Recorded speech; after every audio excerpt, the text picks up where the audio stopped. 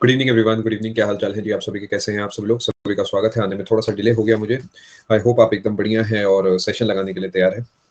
एक बार कंफर्म करेंगे voice and video clear है तो सेशन को स्टार्ट करते हैं। देखिए, पिछली क्लास में मैंने आपको प्रेसिडेंट ऑफ इंडिया के बारे में काफ़ी कुछ पढ़ाया था। आज हम उसी टॉपिक को कंटिन्यू करने वाले हैं। पिछली क्लास में मैंने आपको ये भी कहा था कि जो पोर्शन अब तक हमने पूरा करा है उसके नोट्स बना लीजिएगा। एंड सेम बात मैं एक बार यहाँ पे रिपीट करता हूँ कि अगर किसी वजह से आपने अभी नोट्स नहीं बनाए हैं तो आप जो है अपने नोट्स बना लीजिए। नंबर ऑफ क्लासेस जो है इस कोर्स की करीब करीब 20 होंगी। उसमें कुछ क्लासेस ऐड हो चुकी हैं, वो आपको शो भी हो रही होंगी। एंड अभी के लिए इस महीने में जो आपको क्लासेस होने वाली है, मैं एक बार ओवरऑल आपको पूरा बता देता हूँ। आज डेट है 29, कल है 30th और उसके बाद जो है 31st। आज आपकी एक क्लास 4 बजे होनी है जो करीब 6 बजे तक चलेगी, और उसके बाद एक क्लास आपकी रात को 10 बजे है जो कि करीब 12 बजे तक चलेगी। ये दोनों प्लस की क्लासेस है। इसके अलावा आपकी एक क्लास जो है ये 6 बजे हम फ्री होंगे, 7 बजे है जो कि करीब पौने घंटे की क्लास है, और एक उसके बाद जो है 8 बजे है, वो भी करीब पौने घंटे की क्लास है। ठीक है, तो 7 से लेकर करीब 9 बजे तक आप मेरे साथ क्लास में रहेंगे। बीच में मैं आपको 15 मिनट का ब्रेक दूंगा, ऐसा आप मान सकते हैं। कल भी आपकी एक क्लास है, वो सिर्फ एक ही क्लास है, कल 8 बजे है। परसों क्योंकि आखिरी दिन है इस महीने का, मेरा हमेशा की तरह से एक रूटीन है, उसमें मैं सुबह ही क्लास लेता हूँ जिससे कि शाम को मैं थोड़ा सा अवेलेबल रह पाऊँ। और क्योंकि न्यू ईयर भी है तो भी थोड़ा एक आपके लिए भी अच्छा रहेगा कि आप भी जो है अपना शाम अच्छे से प्लान कर सकते हैं। ये क्लास आपकी सुबह 10 बजे है, 8 AM पर है।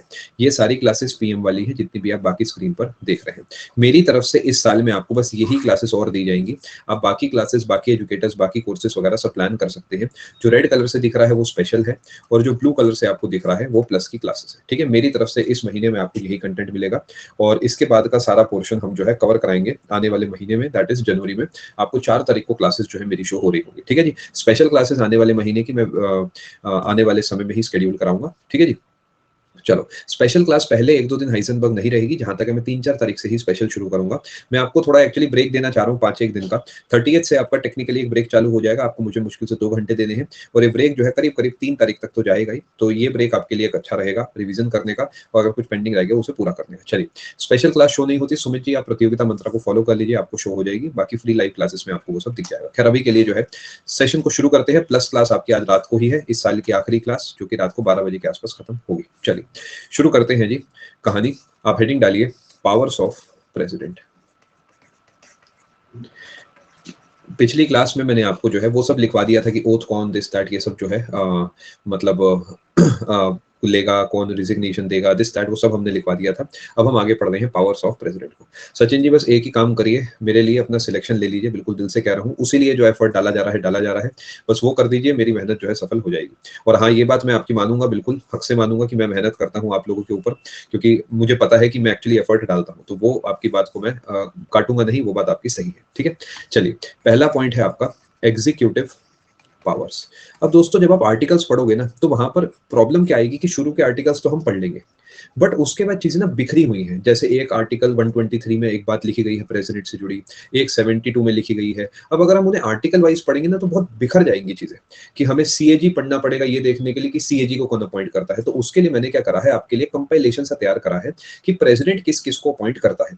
उससे क्या फायदा होगा कि आपको पता रहेगा कि इसका अपॉइंटमेंट किसने करा, प्रेसिडेंट ने। आप इससे उल्टा तरीके याद कर सकते हैं। एग्जीक्यूटिव पावर्स में क्या क्या आता है, नोट करिए। President appoints prime minister. ये पॉइंट टू बी नोटेड है, prime minister is not elected, prime minister is appointed by the president. आप अपनी तरफ से सिर्फ अपने इलाके का एमपी चुनते हैं। उस एमपी को अगर बाकी एमपीज इलेक्शन जीतने के बाद सपोर्ट करते हैं और कहते हैं कि आप हमारे प्रधानमंत्री बनिए, तो वो इंसान को प्रेसिडेंट बनाते हैं प्राइम मिनिस्टर ऑफ इंडिया। यानी हमने नहीं चुना कि हमारे जो प्राइम मिनिस्टर है वो नरेंद्र मोदी जी हो, हमने सिर्फ अपने इलाके के सांसद को चुना। उन सभी सांसदों ने मिलकर अपने एक लीडर को चुना जिन्हें हम प्राइम मिनिस्टर के नाम से जानते हैं। सिमिलरली अदर मिनिस्टर्स, जैसे कि प्राइम मिनिस्टर का अपॉइंटमेंट होता है, ऐसे डिफेंस मिनिस्टर, फाइनेंस मिनिस्टर की जितनी भी सीट्स हैं, इनका अपॉइंटमेंट प्रेसिडेंट के द्वारा करा जाता है on the recommendation of PM. यानी पहले बाकी लोग मिलकर पीएम को चुनेंगे, फिर पीएम प्रेसिडेंट को बताएंगे भाई इन्हें ये पोजीशन दी जाए। समझ पा रहे हैं? यस देव, उसमें कुछ गलत भी नहीं है, बिकॉज वो लीडर है उस पर्टिकुलर पार्टी के, तो I think that is fine, उसमें कुछ गलत नहीं है। यहाँ तक आप समझ पा रहे हैं? आगे चलते हैं, नोट्स बनाते चलिए। अटॉर्नी जनरल ऑफ इंडिया, काफी सारे नामों के बारे में मैं अभी आपको बिल्कुल भी नहीं पढ़ाऊंगा, सही समय आने पे हम ये सब चीजें पढ़ेंगे। Comptroller and auditor general of India, जिसे आप सीएजी कहते हैं, सीएजी में होती है ना DA AA, ये वाली जो पोस्ट है वही वाले हैं। General of India. यस दिशा, जितने मिनिस्टर्स है वो सब एमपी ही हैं। चीफ इलेक्शन, क्लियर लिखूं थोड़ा, वैसे राइटिंग साफ है, मैं एक बार सारा डिक्टेट कर देता हूँ। ऊपर लिखा है प्राइम मिनिस्टर, फिर लिखा है अदर मिनिस्टर्स, फिर लिखा है अटॉर्नी जनरल ऑफ इंडिया, फिर लिखा है comptroller and auditor general of India, फिर लिखा है चीफ इलेक्शन कमिश्नर। आप मेरे साथ साथ नोट भी करते चलो, बोलता भी चलता हूँ मैं। फिर लिखो अदर इलेक्शन कमिश्नर्स, जैसे एक तो चीफ इलेक्शन कमिश्नर होते हैं, एक उसके अलावा भी होते हैं कई सारे, तो उनका भी यही करते हैं कमिश्नर्स। और भी यहीं पे भर देता हूं मैं आपके लिए, चेयरमैन ऑफ यूपीएससी। आपको उसके नीचे ही नोट करना है, मेरे पास स्पेस की कमी है इस वजह से मैं ऐसे लिख रहा हूँ, UPSC. Governors of state, chief of defence staff, note करिए।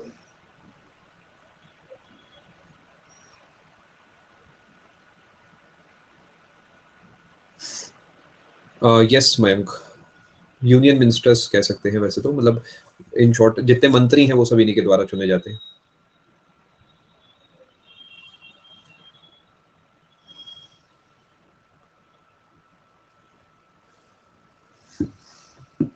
क्योंकि डिफेंस स्टाफ के चीफ इन्होंने चुने हैं, तो क्या हम कह सकते हैं आर्मी, एयरफोर्स और नेवी के चीफ भी यही चुनेंगे। ये आपकी पहली स्लाइड है इस क्लास की। CDS he chief of defence staff है। गौरव जी बिल्कुल सही लिखा आपने।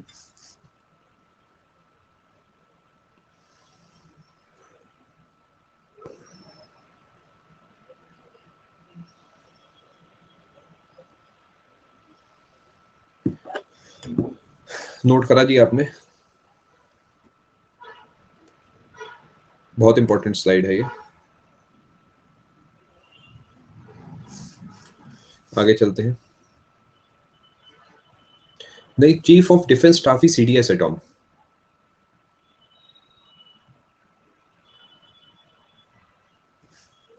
जजेस को कौन चुनता है हाई कोर्ट के?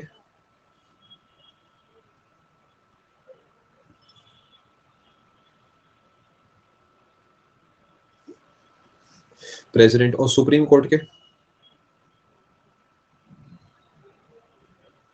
ये सब भी अगले पेज पे लिख देते हैं।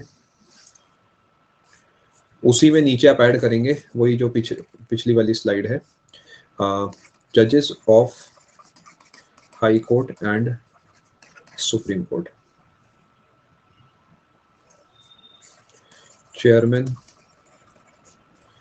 Of joint PSC, members. यहाँ पे हितेश हम अपॉइंटमेंट वर्ड इस्तेमाल कर रहे हैं, तो बस वो पढ़ाया जा रहा है। ईशानी वो फिर टॉपिक से हम भटक जाएंगे। Yes ma'am, so joint PSC,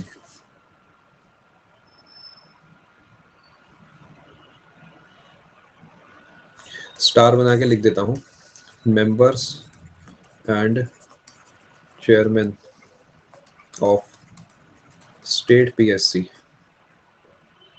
are appointed by the governor of that state. Joint PSC क्या होती है? जनरली आपको देखने को नहीं मिलेगी। जॉइंट पीएससी होती है, फॉर एग्जांपल एक कॉमन पीएससी बन गई दो स्टेट्स की। फॉर एग्जांपल मान लेते हैं जी, यूपी और बिहार ने एक जॉइंट पेपर कराना है, उसके लिए पब्लिक सर्विस कमीशन बन गई। जनरली आपको देखने को नहीं मिलती, स्टेट पीएससी से बढ़िया काम हो जाता है और नेशनल पे यूपीएससी से हो जाता है। तो इनका क्या होगा जी, जॉइंट पीएससी बनेगी, वो प्रेसिडेंट चुनेंगे, और बाकी जो है अगर स्टेट पीएससी है तो जो है गवर्नर चुनेंगे। आप लोग एक चीज समझिए, मैं यहाँ पर अपॉइंटमेंट पढ़ा रहा हूँ तो मैं सिर्फ अपॉइंटमेंट लिखूंगा, मैं अभी यहाँ पर इसकी डिटेल में नहीं जाना चाहता। ये पॉइंट भी एक्चुअली मेरा लिखने का प्लान नहीं था, सिर्फ इसलिए लिखा कोई ना कोई पूछ लेता। ठीक है, चलें आगे। बहुत सारी चीजें आपको आगे चल के अभी पढ़ाई जाएंगी उन पर्टिकुलर टॉपिक्स के अंदर। एक और अब इंपॉर्टेंट बात है, थोड़ी सी मैं लिख रहा हूँ important facts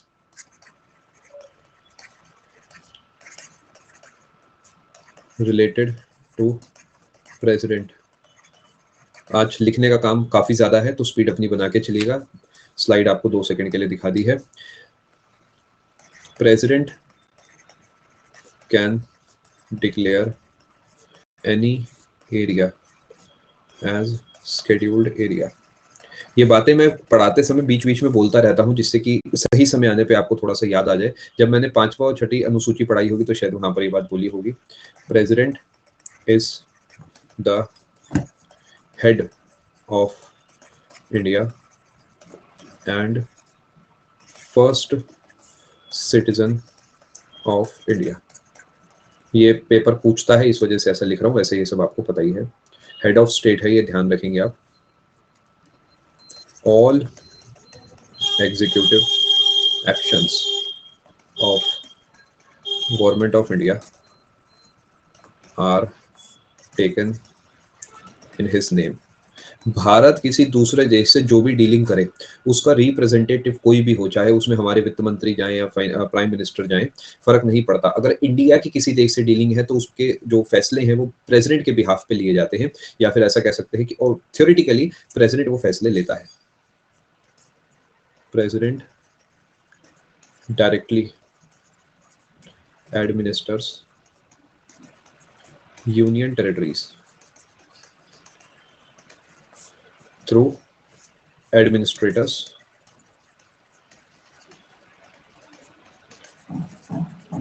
appointed by him। केंद्र शासित प्रदेश हैं, उनके जो एडमिनिस्ट्रेटर्स हैं, जिन्हें कहीं पर लेफ्टिनेंट गवर्नर और अलग अलग नामों से जाना जाता है, वो कुछ नहीं है, प्रेसिडेंट का ही हथियार है, उनके हाथ मान सकते हैं, जो कि उस एरिया को कंट्रोल कर रहे हैं on behalf of the president. Third point clear नहीं हुआ, दोबारा समझाता हूँ। All executive actions of government of India are taken in his name. देखिए, अगर भारत किसी देश से, फॉर एग्जांपल यूएस से कोई डीलिंग करता है, तो भारत की तरफ से कोई तो साइन करेगा, यानी भारत को कोई रिप्रेजेंट करेगा। तो वो पर्सनालिटी कौन होगी? जो देश का हेड है। जैसे होता है ना, head of the family will take the call. जैसे हम मान लेते हैं कभी हमारे घर कोई आया पार्क के पैसे लेने, तो उसमें क्या होता है जी, हम कहते हैं अरे अभी घर पे नहीं है कोई, बाद में आना। तो हम बेसिकली क्या करते हैं, कहते हैं जो हेड ऑफ द फैमिली है ये उसका कॉल है, और अल्टीमेटली वही साइन करेंगे उस रजिस्टर पे। थोड़ा देसी भाषा में समझा रहा हूँ। तो यहाँ पर भी भारत जो डीलिंग करता है वो प्रेसिडेंट करते हैं। वो बात अलग है कि कभी प्राइम मिनिस्टर जाएंगे because he is more powerful, but theoretically officially president के नाम पे सारी डीलिंग्स होती है।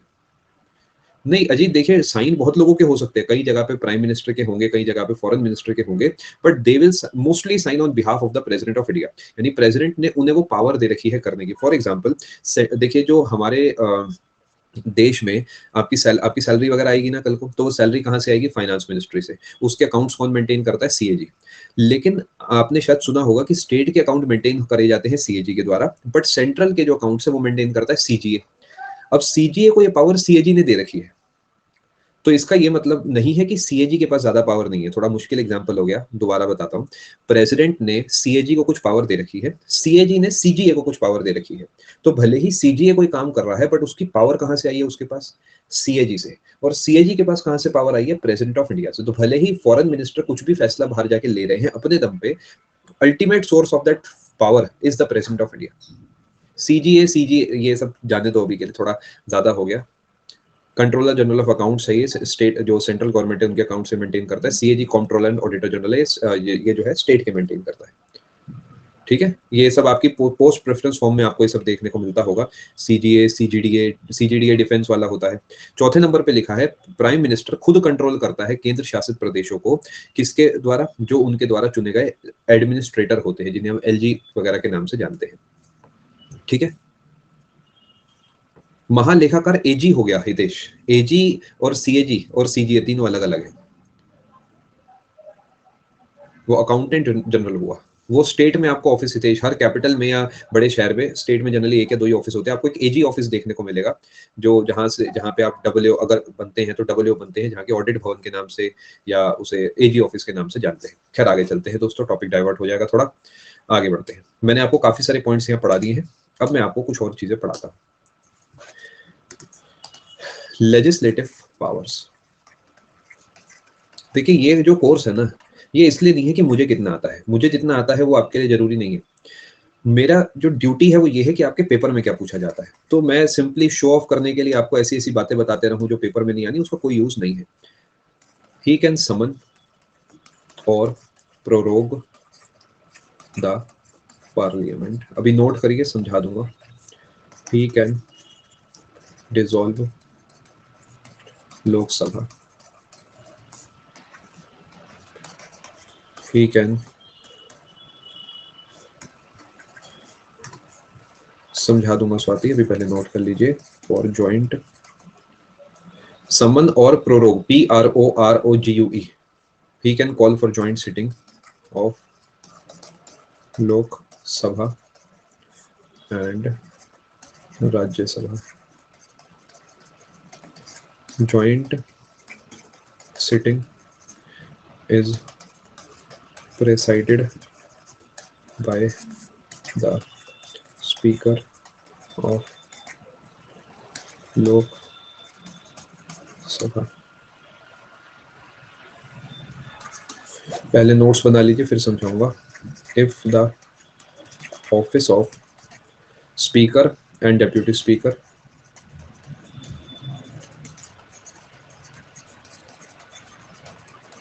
लोकसभा और chairman and vice chairman are vacant, president can appoint space temporary any person to preside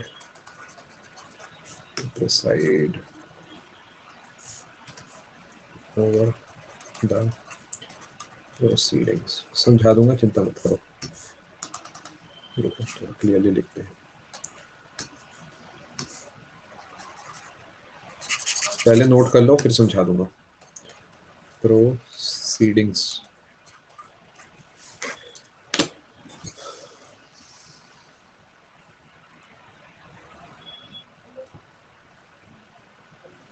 chairman और vice chairman Rajya Sabha.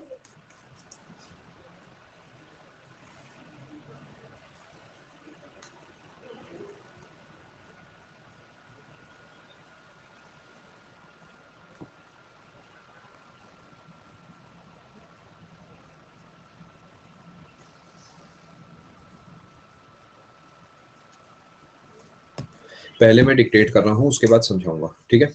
He can summon or prorogue the parliament. He can dissolve Lok Sabha. He can call for joint sitting of Lok Sabha and Rajya Sabha. Joint sitting is presided by the Speaker of Lok Sabha. If the office of Speaker and Deputy Speaker, जो कि लोक सभा में बैठते हैं, और Chairman and Vice Chairman, जो कि राज्य सभा में बैठते हैं, are vacant यानी खाली हैं, President can appoint any person to preside over the proceedings. ये मैंने लिखा है, अब मैं आपको इसे समझाता हूँ। सबसे पहले देखिए, अगर प्रेसिडेंट, देखिए कैसे चलता है पार्लियामेंट, अभी आगे चल के समझाऊंगा। पार्लियामेंट पूरे साल लगातार नहीं जाता, जैसे आप अपने ऑफिस क्या है, हर हफ्ते 5 दिन जाते हैं, पूरे साल, पूरी जिंदगी, जब तक आपकी नौकरी है। बीच बीच में आप छुट्टियां ले सकते हैं या छुट्टियां आपको मिलती हैं, बट लार्जली आपको पूरे साल जाना होता है। लास्ट वर्ड लिखा है प्रोसीडिंग्स। बट पार्लियामेंट ऐसे नहीं चलती। क्यों नहीं चलती? कि मान लेते हैं कि मैं मणिपुर का एक सांसद हूँ। अब सोचो कि अगर मैं 12 महीने दिल्ली में ही बैठा रहूंगा तो मैं मणिपुर का भला कब करूंगा? बिकॉज मैं क्योंकि वहां का नेता हूं, तो मुझे समय मिलना चाहिए अपने राज्य में समय बिताने का। भाई अपनी कंस्टिट्यूएंसी में जाऊंगा, घूमूंगा, तभी तो दिक्कतें लोगों से पूछूंगा। अगर मैं सारा समय दिल्ली में ही बैठा रहूंगा तो मैं कैसे तरक्की करूंगा अपने राज्य की? तो उसके लिए हमारे जो पार्लियामेंट है उसमें 3 सेशंस रखे जाते हैं। BMW से हम उसे याद करेंगे, सिंपल स्कूल लेवल की ट्रिक है। बजट, मॉनसून और विंटर, ये 3 सेशन होते हैं, ठीक है। ये आगे चल के लिखाऊंगा, अभी लिखना मत। ये 3 सेशन कुछ कुछ समय के होते हैं, मान लेते हैं जी 2-2 महीने के होते हैं, अभी के लिए रफ आइडिया के लिए। तो ऐसा होगा जी, पहले 2 महीने के लिए सेशन होगा, फिर 2 महीने की छुट्टी, फिर 2 महीने के लिए सेशन, फिर 2 महीने की छुट्टी, फिर 2 महीने के लिए सेशन, फिर 2 महीने की छुट्टी, और यही साइकिल चलती रहेगी। तो वो 2 महीने के सेशन में उन्हें दिल्ली आना होगा, वहां बैठ के फैसले लेने होंगे। बचे हुए समय में वो अपने इलाके में जाके वहां की तरक्की पे काम कर सकते हैं। अब समन का मतलब होता है बुलाना। अगर मैं आपको समन करता हूं, दैट मीन्स मैं आपको बुला रहा हूं। तो प्रेसिडेंट चाहे, जब चाहे तो पार्लियामेंट को बुला सकता है कि भाई आओ, एक इंपॉर्टेंट मीटिंग रखनी है। कभी कभार हो जाता है जी, स्पेशल मीटिंग कोई रखनी पड़ गई। मान लेते हैं जी कोई ऐसा मसला आ गया जिसके बारे में अचानक फैसला लेना है, चाइना ने आक्रमण कर दिया या पाकिस्तान से हमें लग रहा है कि वॉर हो सकता है, तो प्रेसिडेंट जब चाहे पार्लियामेंट को बुला सकता है। क्या आपको समन शब्द का मतलब समझ आया? दूसरे नंबर पे प्रोरोग का मतलब क्या होता है? कभी कभार एक सेशन जब खत्म होता है तो उसके बाद फ्री करना होता है। जैसे हम लोग स्कूल में जब प्रेयर करते थे तो उसके बाद हम सुनते थे कि डिस्पर्स, यानी अब आप जा सकते हैं, अब आप फ्री हैं। तो उसी तरीके जो सेशन में लोग बैठे हुए थे उन्हें भी एक सेशन के बाद फ्री करा जाएगा 2 महीने के लिए, 1.5 महीने के लिए। उसे कहते हैं प्रोरोग करना, यानी सेशन को ब्रेक करना। एक सेशन चल रहा था और उसे अब क्या करा हमने, ब्रेक कर दिया। मतलब लोकसभा खत्म नहीं हुई, लोकसभा चल रही है जैसी चल रही थी, बट हमने उसे कुछ समय के लिए रोक दिया है। क्या यहाँ तक आप बात समझे? यानी सेशन एंड हो गया है, जैसे बजट सेशन एंड हो गया तो अब लोकसभा प्रोरोग हो गई। तीसरे नंबर पे लिखा डिसॉल्व। डिसॉल्व का मतलब है कि लोकसभा खत्म हो गई, जैसे कि 5 साल पूरे हो गए, फ्रेश इलेक्शन हो गए। इलेक्शन से पहले पुरानी लोकसभा को डिसॉल्व करना पड़ेगा, यानी वो पूरे तरीके खत्म हो चुकी है, अब नई लोकसभा बनेगी। मान लेते हैं बीच में क्या हुआ, सरकार गिर गई और दूसरे लोग भी जो है, जो ऑपोजिशन है वो भी सरकार नहीं बना पाए, तो उसमें क्या होगा, लोकसभा डिसॉल्व हो जाएगी और फ्रेश इलेक्शन होंगे देश में। क्या आपको तीनों शब्दों में फर्क समझ आया? ठीक है। अब यहाँ पर एक चीज मैं आपको बता रहा हूँ, आगे से आपके मैसेजेस को इग्नोर करा जाएगा। जब आप 10वीं क्लास में है तो आपको ये तो पता होगा कि ये जो एजुकेटर है बिना बताए आगे नहीं बढ़ता। तो और साथ में जब मैं लिखवा रहा हूँ तो भी मैं बोल रहा हूँ कि भाई पहले नोट्स बनाओ फिर समझाऊंगा। तो 10-10 बार जो आपके सामने वोकैबुलरी के भारी शब्द लिखे हैं उन्हें कॉमेंट सेक्शन में मत लिखा करें, उससे कोई फिर मैं मजबूरी में उसे इग्नोर करूंगा, है ना। अगर आप चाहते हैं कि आपके कॉमेंट का रिप्लाई करा जाए तो उतना ही लिखे जितने में मेरा फ्लो ब्रेक ना हो। ठीक है जी, ये मैंने आपको समझा दिया, समझदारी के लिए इशारा काफी है। बिना नाम लिए कहा है, अगली बार मजबूरी में आपका नाम लूंगा तो फिर आपको अच्छा नहीं लगेगा। ये मैं सबको कह रहा हूँ क्योंकि एक बच्चा नहीं है, बहुत बच्चे ऐसे हैं जो ऐसा कर रहे हैं। तीसरे पॉइंट पे चलते हैं। कभी कभार क्या होता है दोस्तों, लोकसभा में कोई फैसला ले लिया गया, राज्यसभा में वो फैसला मना हो गया, नहीं राज्यसभा मना कर रही है, तो क्या होता है जी, राज्यसभा ने कुछ चेंजेस करके बिल को वापस भेज दिया। ऐसा होता है, बिल को एक्ट बनने के लिए दोनों हाउस से पास होना चाहिए। पहले हाउस से पास हो गया, दूसरे हाउस ने कहा जी नहीं भाई ये 4 बातें गलत है, इन्हें काटो, वापस भेजा। वो 4 बातें जो है लोकसभा को पसंद नहीं आई, लोकसभा कह रही जी 2 ही बातें हम एक्सेप्ट करेंगे। तो क्या अल्टीमेटली कोई ना कोई रास्ता निकालना पड़ेगा, एक टीम मीटिंग बैठानी पड़ेगी कि भाई चलो एक साथ बैठते हैं, कुछ फैसले लेते हैं। तो उस एक सिंगल मीटिंग को बोला जाता है जॉइंट सीटिंग, जिसमें लोकसभा और राज्यसभा दोनों के सारे मेंबर्स आके बैठते हैं और वहां पे डिस्कशन के बाद वोटिंग होती है। उसके बारे में अभी हम ज्यादा नहीं पढ़ेंगे, ऊपर ऊपर से समझेंगे। प्रेसिडेंट उस मीटिंग को बुलाता है, बिकॉज प्रेसिडेंट जो है उसका पूरा कंट्रोल है इन मसलों पे। बट वहां का मॉनिटर कौन है, यानी वो एक होता है ना जी, अगर सब लोग यहाँ पर बैठे हैं तो एक इंसान सामने बैठा है। लोकसभा में सामने स्पीकर बैठता है, राज्यसभा में जो है सामने चेयरमैन बैठता है। अब जब ज्वाइंट सीटिंग होगी तो सीट तो एक ही खाली है, तो या तो बैठेंगे चेयरमैन या बैठेंगे जी स्पीकर। तो कौन बैठता है, स्पीकर बैठता है, याद रखना। ये पेपर में कम से कम 50,000 बार पूछा जाने वाला सवाल है। ठीक है दोस्तों, आप समझ पाए मेरी बात? स्पीकर बैठता है, ये मैं हटा ही देता हूँ ना, ये है चेयरमैन, ये है स्पीकर, ये स्पीकर। इंपॉर्टेंट पॉइंट है। अब दोस्तों होगा क्या, स्पीकर जो है वो लोकसभा के लोगों के द्वारा चुना जाता है, आगे चल के बताऊंगा कैसे। अगर स्पीकर किसी वजह से वहां पर नहीं बैठे तो जो डेप्यूटी स्पीकर है वो वहां पे बैठेंगे। जो डेप्यूटी स्पीकर है वो वहां पर आके बैठेंगे। डेप्यूटी स्पीकर भी नहीं है तो सीट खाली हो गई। अब क्या करा जाए, तो प्रेसिडेंट जिसे चाहे उस गद्दी पर बैठा सकते हैं उस हाउस में से। समझ पा रहे हैं? ऐसा जनरली बहुत कम मौके आते हैं कि दोनों सीटें खाली हो, बट संविधान में हर चीज के लिए प्रोविजन बनाया जा चुका है, वो आपको पढ़ाया जा रहा है। इसी तरीके राज्यसभा में चेयरमैन बैठते हैं, चेयरमैन नहीं होंगे तो वाइस चेयरमैन बैठेंगे, दोनों नहीं होंगे तो प्रेसिडेंट जिसे चाहे उसे चुनकर उस गद्दी पे बैठा सकते हैं। ठीक है जी।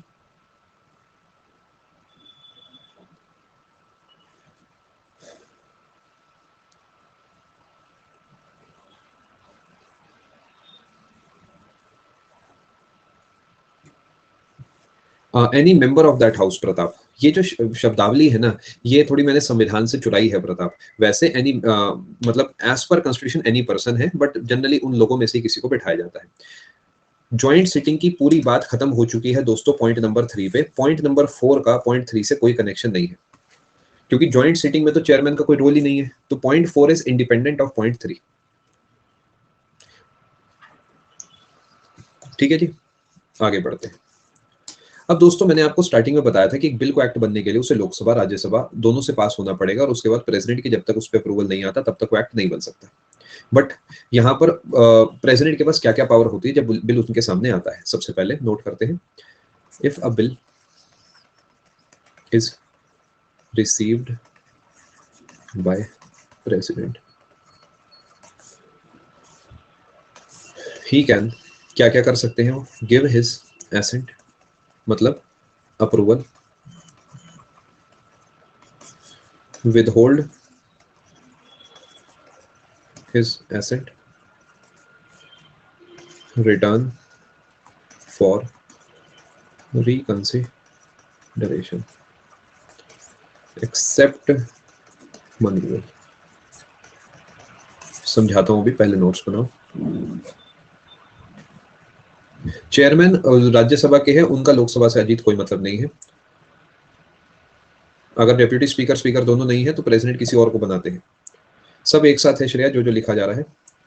If the bill is passed again,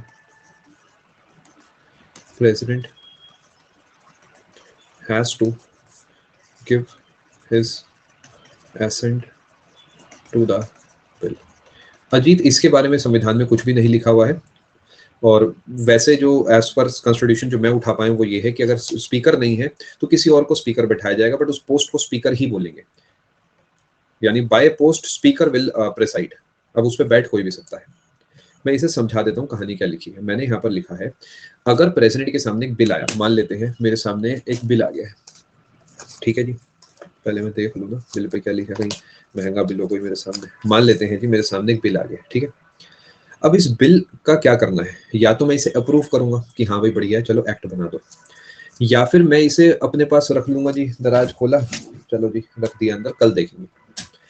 तीसरे नंबर पे मैं इस बिल के अंदर अगर मुझे लगता है कोई सजेशंस हैं, या फिर मुझे लगता है कि नहीं दोबारा सोचना चाहिए, तो मैं उस सजेशंस देके इसे वापस भेज सकता हूँ कि भाई एक बार सलाह मशवरा दोबारा करो, मुझे लगता है इसमें ये चेंजेस होने चाहिए, ठीक है। अगर लेकिन उसके बाद ये बिल दोबारा आ जाता है मेरी टेबल पे, तो मैं इसे दोबारा वापस नहीं भेज सकता, दोबारा वापस नहीं भेज सकता, क्योंकि मैं एक बार भेज चुका हूं। समझ पाया?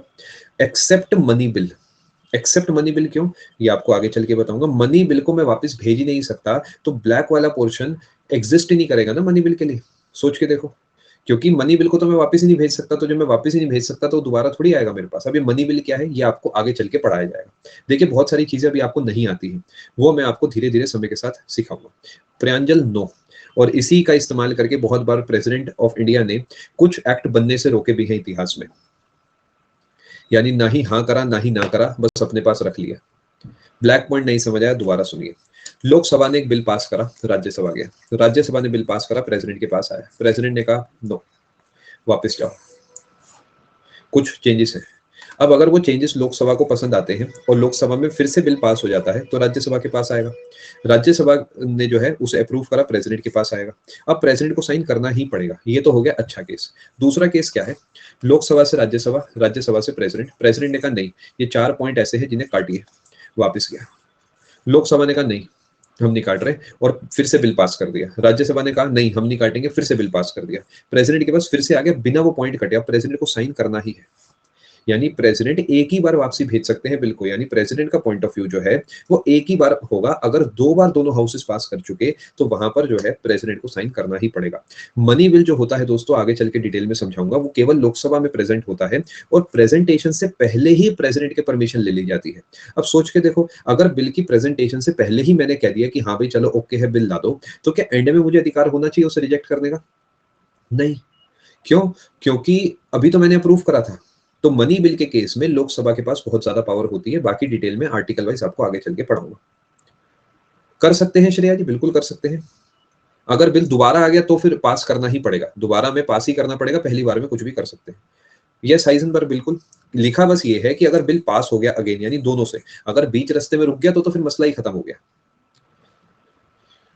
आगे चलते हैं जी। ऐसे ही स्टेट में ना गवर्नर के पास भी पावर होती है। गवर्नर क्या कर सकता है, ये सब चीजें भी कर सकता है, प्रेसिडेंट को भी भेज सकता है बिल। गवर्नर भी क्योंकि प्रेसिडेंट के बिहाफ पे काम कर रहा है, तो प्रेसिडेंट को भी वो भेज सकता है। बाकी आपको आगे चल के समझाऊंगा। मयंक, ऐसा कुछ भी मेंशन नहीं है। रख लेते हैं, मैं पास किया ना वापस किया। आयुष्मान, इसे वीटो पावर्स में हम समझने की कोशिश करेंगे। अभी के लिए बस ये बता रहा हूं कि प्रेसिडेंट चाहे तो ना ही उसे वापस करेंगे ना ही उसे एक्सेप्ट करेंगे, अपने पास टेबल पे रख देंगे। अगर प्रेसिडेंट को लगता है कि ये बिल एक्ट नहीं बनना चाहिए, तो वो कहेंगे जी अभी मैं विचार कर रहा हूँ। कितना विचार कर रहा हूँ, इतने में ही फोन काट देंगे, वो मुझे आंसर नहीं देंगे। अगले दिन मैं फोन करूंगा तो मेरा फोन नहीं उठाएंगे, ऐसे मान लो। आगे चलते, बाकी समय के साथ और चीजें सिखाई जाएंगी। थोड़ा आगे चल के इस बारे में बात करेंगे हम। ये जो बिल विद होल्ड वाला केस है, अभी के लिए हम इधर फोकस करते हैं। डाउट है तो कॉपी के कोने में नोट करते चलिए। President can promulgate ordinances when parliament is not in session. ये क्या है अभी समझाता हूँ। ऑर्डिनेंस क्या होता है? ये होता है ऑर्डर। इसे और टेक्निकल रूप में जाओ तो इसे बोलते हैं शॉर्ट टर्म ऑर्डर। आपको ये बात पता होगी कि जो फैसले लिए जाते हैं वो लिए जाते हैं पार्लियामेंट के द्वारा। पार्लियामेंट फैसले घर बैठ के तो लेगी नहीं, पार्लियामेंट फैसले लेगी जब उनका सेशन होगा। यानी बजट सेशन है उसमें कुछ फैसला ले लिया, विंटर सेशन है उसमें फैसला ले लिया, मॉनसून सेशन है उसमें फैसला ले लिया। अब मान लेते हैं ये सेशन से तीनों, अब बीच में आया हुआ है वो ब्रेक जिसमें सब लोग अपने अपने इलाकों में जाकर इलाकों की भलाई में लगे पड़े हैं। अब इसके बीच में अचानक कोई बहुत बड़ा फैसला लेना पड़ जाता है, तो क्या आपको लगता है रातों रात जो है सब लोगों को बुलाया जाएगा, नया सेशन करा जाएगा? मे बी, बट हो सकता है पॉसिबल ना हो किसी भी वजह से। तो यहाँ पर प्रेसिडेंट क्या करेंगे, अपनी तरफ से एक ऑर्डर पास कर देंगे जो प्रेसिडेंट को ठीक लगेगा। प्रेसिडेंट अपने दिमाग का इस्तेमाल करके एक ऑर्डर पास कर देंगे, उसे बोला जाएगा ऑर्डिनेंस। वो शॉर्ट टर्म इस वजह से है क्योंकि वो 6 महीने तक ही वैलिड होगा। उस 6 महीने के अंदर अंदर सेशन हो ही जाएगा, क्योंकि सेशन जो है साल में होते हैं 3। मैक्सिमम ड्यूरेशन जो 2 सेशंस के बीच का होता है वो होता है 6 महीने।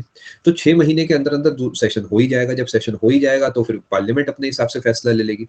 तो होगा क्या जी, पार्लियामेंट का फैसला इसके ऊपर हावी हो जाएगा। यानी पार्लियामेंट जैसे ही फैसला लेगी ये ऑर्डिनेंस की पावर खत्म हो जाएगी। प्रोमलगेट का मतलब पास कर सकता है, इशू कर सकता है, अनाउंस कर सकता है, डिक्लेयर कर सकता है।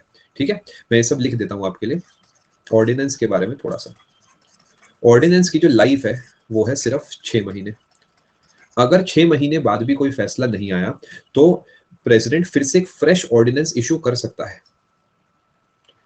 नहीं देव, ऑर्डिनेंस की लाइफ 6 महीने ही है। अगर उसके बाद उसे कंटिन्यू कराना है तो पार्लियामेंट से कराना होगा, अदरवाइज एक फ्रेश ऑर्डिनेंस इशू करना पड़ेगा। इससे क्वेश्चन किस टाइप से आएगा, ऑर्डिनेंस की लाइफ कितनी होती है ये बताओ, कौन इशू कर सकता है ऑर्डिनेंसेस ये बताओ, ऑर्डिनेंस का मतलब क्या होता है ये बताओ, ऑर्डिनेंस कौन से आर्टिकल में आता है ये बताओ, ऐसे बहुत सारी चीजें। बट अब जैसे देव ने लिखा कि पार्लियामेंट एग्री हुई तो फिर कोई बात नहीं है, चलता रहेगा। इसे थोड़ा सा इसका ऑपरेशन करते हैं। देखो ऑर्डिनेंस के साथ क्या प्रॉब्लम है, आपको पता ऑर्डिनेंस आज पास हुआ, 6 महीने तक चला, 6 महीने के अंदर अंदर पार्लियामेंट फैसला सुनाएगी। बट हो सकता है ऑर्डिनेंस आज पास हुआ और पार्लियामेंट कल ही बन गई। यानी मान लेते हैं सेशन परसों से होना था, मैंने आज ही जो है फैसला सुना दिया, और पार्लियामेंट जो है ये अपने कामों में लगी हुई है, भी बहुत सारे काम है इन पे। और पार्लियामेंट ने जाकर जो है ये मान लेते 1 महीने के बाद पार्लियामेंट बैठी और पार्लियामेंट ने जो है 4 महीने तक कोई फैसला नहीं लिया, और उसके बाद पार्लियामेंट ने कहा ठीक है जी बल्ले बल्ले है, और 1 महीना बचा था बल्ले बल्ले उसमें होती रही। तो अब आप मुझे ये बताओ ये जो फैसला था इसकी पावर कब तक रहेगी, यानी कब इसकी वैलिडिटी खत्म हो जाएगी? मैं आंसर देता हूँ 1 मंथ प्लस 6 वीक। आप सबका आंसर गलत है, उसमें कोई बुरा मानने की बात नहीं है क्योंकि मैंने भी पढ़ाया नहीं। अब मैं पढ़ा रहा हूं तो आपका आंसर सही हो जाएगा पेपर में। मैं ये स्टेटमेंट पहले लिख देता हूँ, इसकी लाइफ 6 महीने है and this must be past. Repeat करेंगे, घबराए नहीं। वो तो सुना ही होगा आप लोगों ने, माना कि मुश्किल है सफर पर तुम हो मुसाफिर। तो बस बोलिए ऐसा। पार्लियामेंट में लोकसभा भी आती है और राज्यसभा भी आती है। बेटे वो जो गाने हैं ना बहुत अच्छे हैं, लेकिन ज्ञान का तोड़ नहीं है। पेपर में जब नहीं पता होगा ना ये 6 महीने है या 9 महीने है 3 महीने है, तो वहां पर अगर आपने चिल्ला भी दिया ना डीजे वाले बाबू मेरा गाना बजा दो, और डीजे वाले बाबू ने गाना वो बजा भी दिया, तो भी आंसर नहीं आएगा। तो गाने मोटिवेशन के लिए सही है, लेकिन सिलेक्शन कंटेंट नॉलेज से ही होता है। अब मैं आपको एक बार एक्सप्लेन कर देता हूँ। मैंने स्क्रीन पर लिखा है कि ऑर्डिनेंस की लाइफ है 6 महीने, ठीक है, और उसके बाद लिखा है must be pass by parliament. Parliament में दोनों हाउसेज आते हैं with in 6 weeks of reassembly. यानी दोस्तों अगर आज मैंने फैसला लिया है तो वो 6 महीने तक मैक्सिमम टिका रहेगा। 6 महीने तक मैक्सिमम उसकी पावर है, उसके बाद वो फिर से इशू करना पड़ेगा। बट अगर उसके बीच में किसी भी दिन पार्लियामेंट सेशन में आ जाती है, तो जिस दिन से पार्लियामेंट सेशन में आई है ना उसके 6 हफ्तों के अंदर अंदर उसे अप्रूव कराना पड़ता है। अगले पेज पे चलते हैं। देखो अगर मान लेते हैं मैंने एक फैसला लिया 1 जून को, तो ये कब तक वैलिड होगा? क्या ये 30 अक्टूबर तक वैलिड होगा? भाई जून जुलाई अगस्त सितंबर अक्टूबर नवंबर, नवंबर तक वैलिड होगा। जून जुलाई अगस्त सितंबर अक्टूबर नवंबर तक। अगर इसके बीच में किसी भी दिन पार्लियामेंट आके बैठ गई, मान लेते हैं 3 जुलाई को आकर पार्लियामेंट का सेशन शुरू हो गया, तो 3 जुलाई से 6 हफ्ते गिन लेना। उसके बीच बीच में अगर ये ऑर्डिनेंस का अप्रूवल नहीं आया, उसके बीच में ऑर्डिनेंस का अप्रूवल नहीं आया, तो ये ऑर्डिनेंस वहीं पे खत्म हो जाएगा। आप समझ पा रहे? दिशा जी 1 मंथ का कोई यूज नहीं है, 1 मंथ को भूल जाइए ऊपर वाले को। आपको बस ये ध्यान रखना है कि इन जनरल 6 मंथ, बट जिस दिन भी पार्लियामेंट सेशन में आ गया उससे 6 हफ्ते। ये ऊपर का 1 महीना वॉज जस्ट एन एग्जाम्पल, ये भी जस्ट एन एग्जाम्पल है। ऑर्डिनेंस का मतलब होता है अध्यादेश यानी फैसला। नीरज, जो फैसले प्रेसिडेंट अपने दम पे लेता है उसे ऑर्डिनेंस कहते हैं। ऑर्डर मान सकते हैं देसी भाषा में, आदेश मान सकते हैं उसे। 6 महीने के बाद वो नल एंड वॉइड हो जाएगा। अगर मैक्सिमम लाइफ बोले तो 6 महीने पे टिक करना है निधि जी, 6 वीक नहीं बोल सकते। अच्छा, आप उस सेंस में पूछ रहे हैं 6 नहीं निधि, देखो क्या है ना, आपको समझना होगा, बहुत सारी चीजें जैसी संविधान में लिखी है वैसे अपने को उठाना है। तो आप जो लॉजिक लगा रहे हैं वो गलत नहीं है, बट मैं पेपर से रिस्क नहीं ले सकता। मेरे को चाहिए कि मेरे से पढ़े हुए एस्पिरेंट का सवाल सही हो जाए, तो बस कई जगह मैं रटवा रहा हूँ। मैक्सिमम पूछे 6 महीने पे टिक करो, आगे बढ़ो। नोट कर लिया आपने? जी हाँ, शिवानी जी ने एक बहुत अच्छा पॉइंट उठाया कि मान लेते हैं प्रेसिडेंट ने एक ऑर्डिनेंस इशू करा और ना ही अभी असेंबली हुई ना ही कुछ हुआ, क्या वो कल ही एक फ्रेश ऑर्डिनेंस इशू कर सकते हैं? यस, पुराने वाला खत्म हो जाएगा। जैसे वॉर में क्या होता है, कभी कभार हर चौथे दिन नया फैसला लेना पड़ता है depending upon the situation of war. तो उस केस में क्या है, प्रेसिडेंट जितने चाहे फ्रेश ऑर्डिनेंसेस इशू कर सकते हैं। पास हो गया अजीत तो वो तो एक एक्ट बन गया ना, पास हो गया तो फिर तो वो अमर हो गया। 6 महीने पूरा होते ही पार्लियामेंट स्टार्ट हो गया तो 6 वीक होना चाहिए। पिंटू, संविधान में ऐसा कहीं लिखा नहीं स्पेसिफिकली, बाकी होना चाहिए। संविधान में 2 पॉइंट लिखे, मैंने आपको वो स्क्रीन पर दिखाए, बाकी यस होना चाहिए। आगे चलते हैं। चलो जी, कुछ पावर जो है फाइनेंशियल नेचर की भी है प्रेसिडेंट के पास। अब आप अगली हेडिंग डाल सकते हैं, फाइनेंशियल पावर्स। अरे कहाँ पहुंच गए हैं आप? सीधी बात है, लाइफ है 6 महीने, मैक्सिमम ड्यूरेशन ऑर्डिनेंस की है 6 महीने। अगर पार्लियामेंट सेशन में आ गई तो वहां से 6 हफ्ते, बस इतनी सी बात याद रखिए। बाकी डाउट्स क्वेश्चन टैब में फेंकिए। Money bill can be introduced only with the prior recommendation of president. ये बताया जा चुका है। Contingency fund of India is under the control of President of India, article 267 है ये।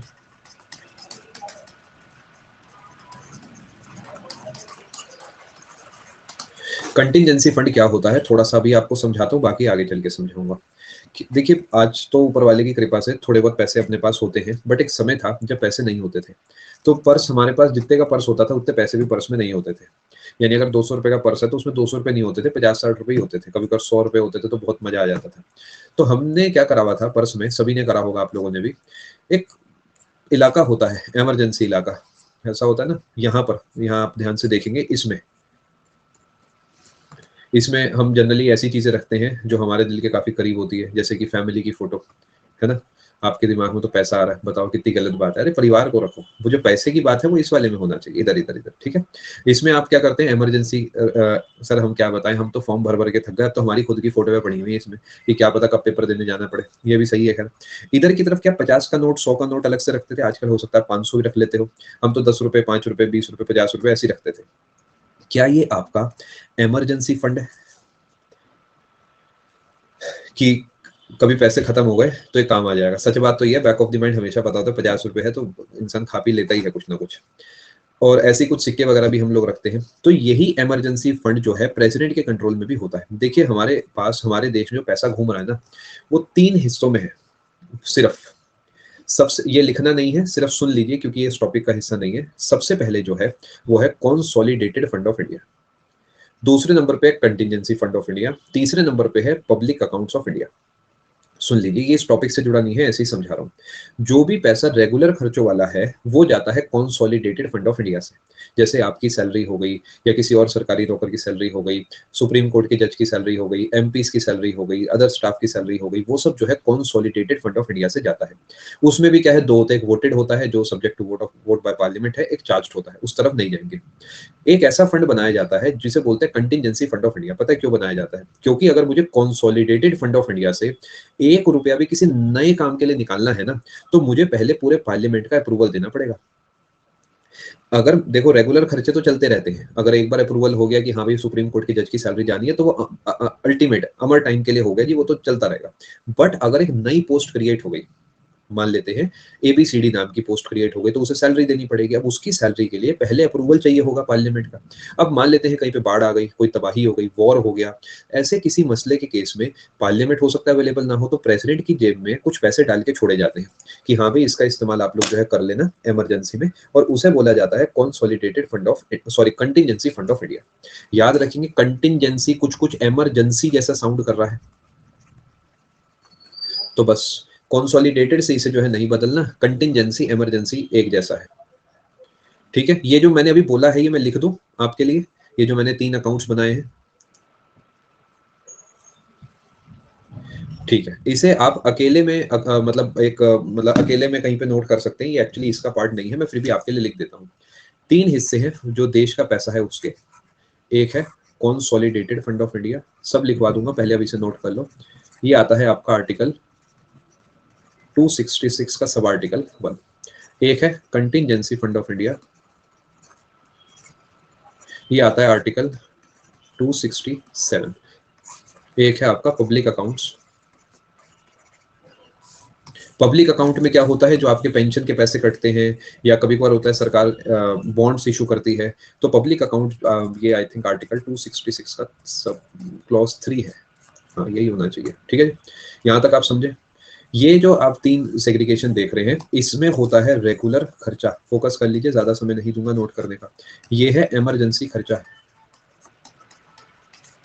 ये है आपका सरकार की लाइबिलिटी।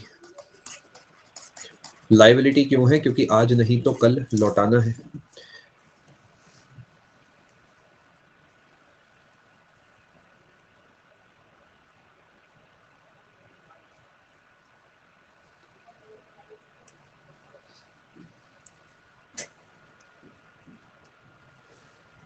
आपका सवाल नहीं समझा गौरव जी, एक बार दोबारा लिखिए आप।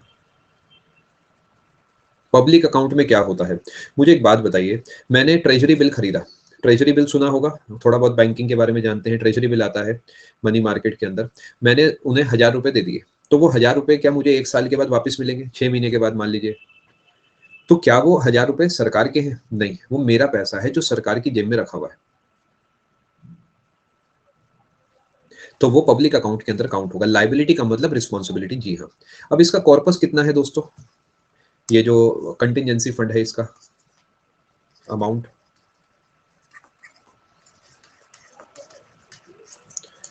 जो 30,000 करोड़ की फिगर आ रही है वो बिल है, पास नहीं हुआ है। करीब साल पहले की बात है, वो बात चल रही थी कि ऐसा करा जाएगा, बट एज ऑफ नाउ ऐसा कुछ हुआ नहीं है, तो 500 करोड़ ही है अभी भी। आप चेक करिए एक बार, government had proposed, proposal means nothing in law, in polity, समझ गए ना, प्रपोजल है उससे क्या मतलब है।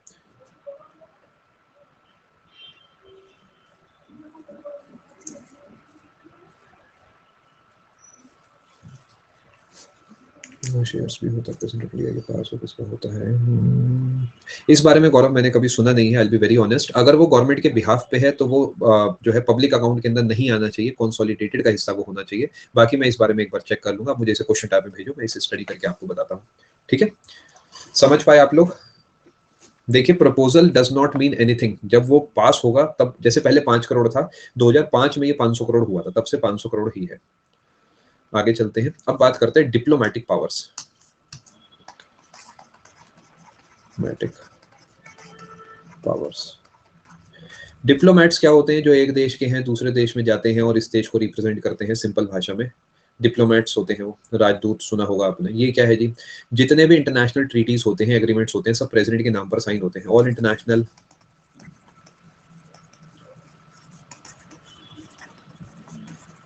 treaties and agreements are signed on the on behalf of the president.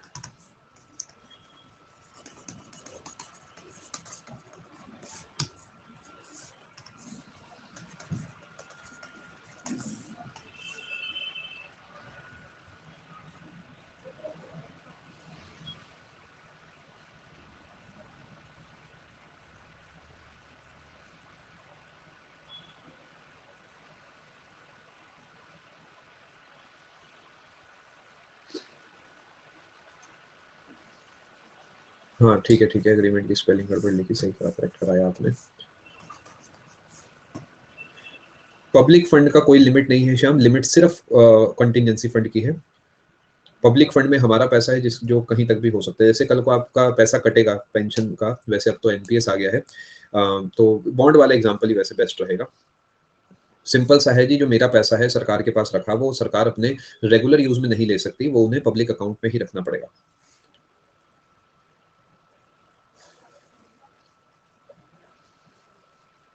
Contingency की लिमिट है 500 crore, consolidated fund of India की कोई लिमिट नहीं है शिवानी जी। मिलिट्री पावर्स, यानी प्रेसिडेंट की क्या पावर है हमारी मिलिट्री से जुड़ी हुई। सबसे पहले सबसे इंपॉर्टेंट बात, president is the supreme commander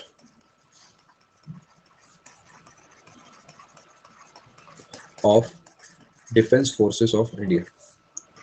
defence में एस और सी दोनों आ सकते हैं, तो ज्यादा चिंता नहीं करनी है। अब मैंने डिफेंस फोर्सेस लिख दिया तो उसमें आर्मी, नेवी, एयरफोर्स सब आ गए। सुप्रीम कमांडर का मतलब हेड, जैसा मयंक ने लिखा है, मैं बस वो शब्दावली यूज कर रहा हूं जो एसएससी करता है। He appoints the chiefs of army, navy and air force. मैं जानता हूं ये हम पहले लिख चुके हैं, बट 2 बार लिखने में कोई नुकसान नहीं है, जिंदगी में 1 बार लिख रहे हैं तो रिवीजन में थोड़ी मदद हो जाएगी।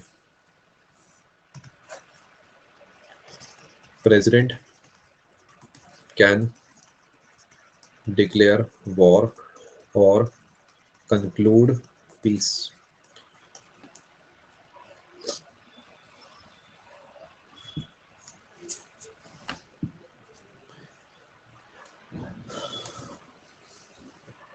नोट करिए।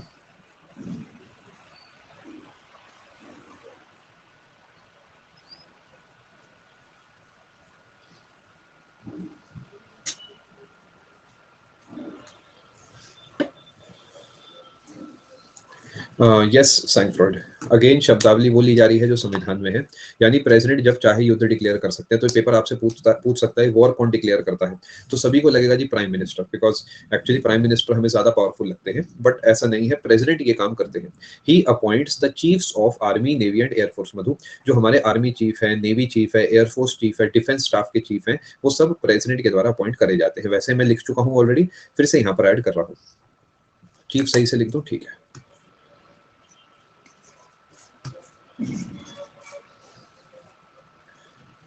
नोट करा आपने, आगे चलते हैं। तो प्रेसिडेंट इमरजेंसी भी डिक्लेयर कर सकते हैं, ये आपको आगे चल के बताऊंगा। शिवानी करते हैं ऐसा मान लीजिए, आगे चलते हैं। अभी के लिए एक छोटा सा पॉइंट ऐड कर रहा हूं, प्रेसिडेंट कैन डिक्लेयर, ऐसे लिख लीजिए, various kinds of emergencies. Article 352, article 356, article 360। इससे ज्यादा कुछ नहीं लिखना भी नोट्स में, नेशनल ये वो कुछ नहीं, पूरा टॉपिक है, बहुत बढ़िया से पढ़ाऊंगा, मजा आ जाएगा इसे पढ़ के। अभी बस इतना लिखो, आगे बढ़ो। ये इनकी इमरजेंसी पावर्स है, आप हेडिंग बनाना चाहें बना सकते हैं, इमरजेंसी पावर्स। डाउट्स लिए जाएंगे 5:45 के आसपास, 5:30 से 5:45।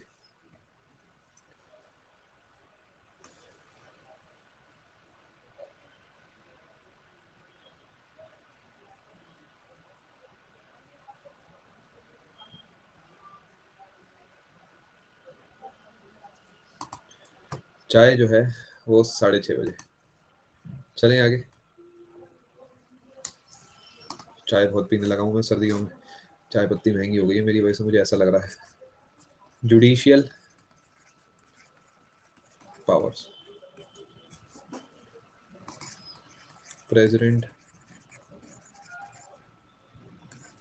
अपॉइंट्स चीफ जस्टिस एंड जजेस of high court and supreme court. Note करिए, आगे चले।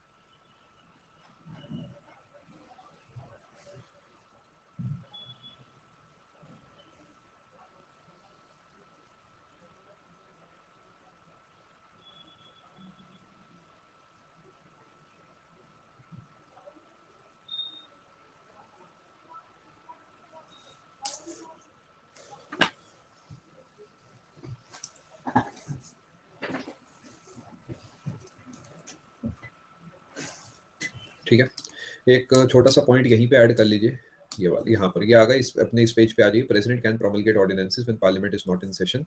इसके पास ब्रैकेट में लिखो आर्टिकल 123, ये लिख लीजिए।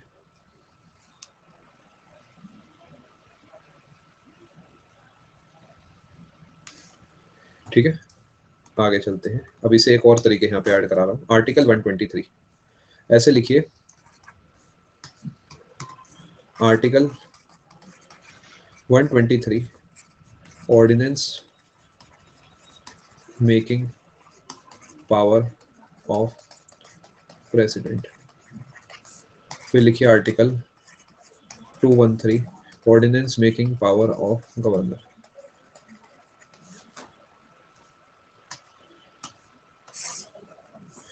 अब लिखिए article 72 pardoning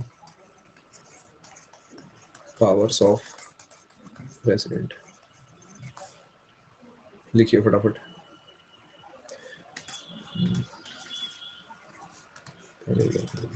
article 161 pardoning powers of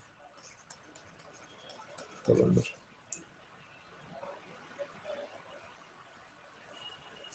अगर आप ईमानदारी से अपने नोट्स बनाते हैं तो मैं बहुत कॉन्फिडेंट हूँ इस बात पे कि आपके जितने भी फ्रेंड्स या जो एक्चुअली कॉम्पिटिटर्स हैं उनसे बढ़िया नोट्स आपके होंगे। बिकॉज जो नोट्स बनवाने का तरीका मैं अपनाता हूँ बहुत ही बढ़िया है, सटीक है, इंफॉर्मेटिव है, बुलेट पॉइंट्स में पूरा कोर्स मैं आपका खत्म कराता हूँ। तो अगर आप कभी भी अपने नोट्स किसी से भी मिला के देखेंगे सिलेक्शन के बाद भी, जब आप किसी और के नोट्स मान लेते हैं, कभी बार होता है ना हमारा सिलेक्शन हो गया एसएससी का, हम जॉब कर रहे हैं साथ में, फॉर एग्जांपल यूपीएससी की तैयारी कर रहे हैं, तब भी आपको देख लेना, उस दिन भी आप मुझे जरूर याद करोगे और दिल से एक दुआ दोगे आप मुझे कि आपके जो नोट्स है एकदम कंसाइज सटीक है। अदरवाइज नोट्स में कहानियां बहुत ज्यादा होती है और जो मेन बात है वो बहुत कम होता है। पार्डन का मतलब माफ करना। हितेश का तो चलो मैं समझ गया।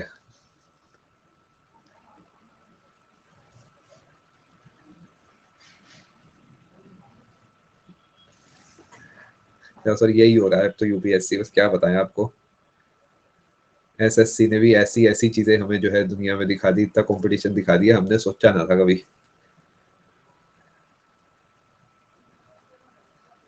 चले थारा भाई जोगिंदर है। थारा भाई एसएससी इतना रैंडम जीके बनाएगा किसी ने सोची ना होगी। खैर आगे चलते हैं। आर्टिकल 123, 213, 72 और 161 ये चार मैंने आपको बताए हैं। अब एक छोटा सा डिस्कशन जो है मैं आपके साथ करने जा रहा हूँ, इसे थोड़ा समझने की कोशिश करिएगा। देखिए, दो आर्टिकल्स के बारे में मैं आपको बताना चाहता हूँ। एक है आर्टिकल नंबर 200, एक है आर्टिकल नंबर 201।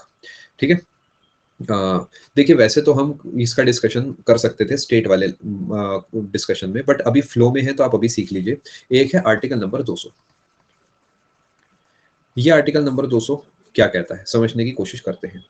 जैसे कि हमारे प्रेसिडेंट के पास पावर थे ना यहाँ पर कि वो हमारे बिल को जो है पास कर सकता है, विद होल्ड कर सकता है, ये पूरी बात हमने देखी थी। इसी तरीके गवर्नर के पास भी एक पावर होती है। स्टेट बिल की बात हो रही है, ये पूरे तरीके स्टेट का कॉन्सेप्ट है, समझने की कोशिश करिए। पावर ऑफ गवर्नर विद या इन रिलेशन टू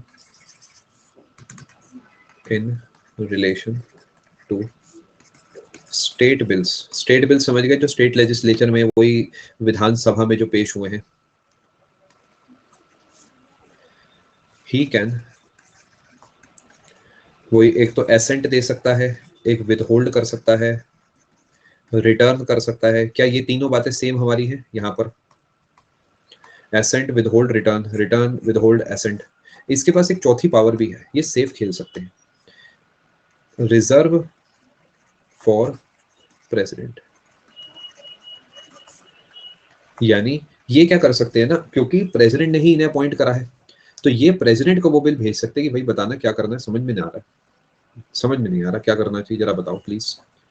फिर प्रेसिडेंट क्या बताएंगे वो लिखा गया आर्टिकल 201 में। नोट करिए, आगे चलता हूं।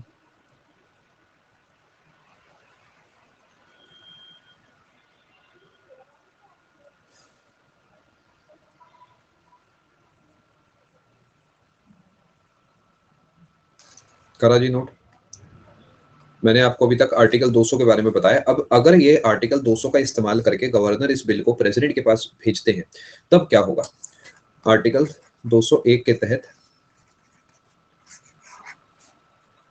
प्रेसिडेंट, एसेंट मतलब अप्रूवल, हर्षित, हाँ कर देना, ओके कर देना, पास कर देना। शाब्दिक थोड़ा शब्दावली में जान के मुश्किल इस्तेमाल कर रहा हूँ बिकॉज संविधान में ये शब्द है, तो पेपर में अंग्रेजी में यही शब्द मिलेंगे, अप्रूवल शायद ना मिले।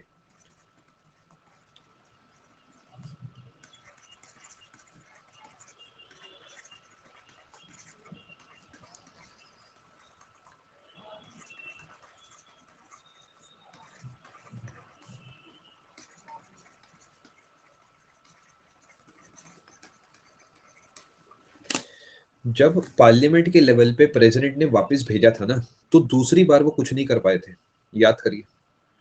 पार्लियामेंट के केस में जब वो बिल वापस गया था और लोकसभा राज्यसभा ने फिर से अप्रूव करा था, तो प्रेसिडेंट को हाँ करनी पड़ी थी।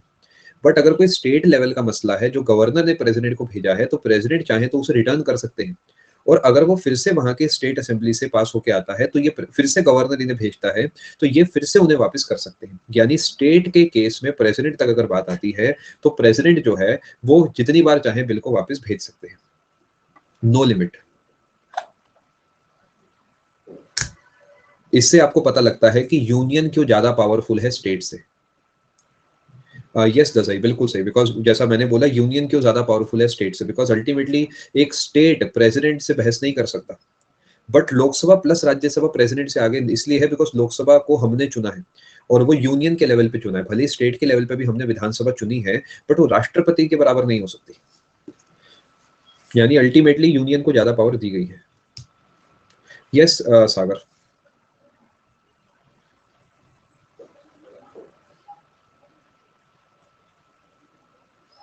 नोट करिए। यस खुशी, बिल्कुल सही।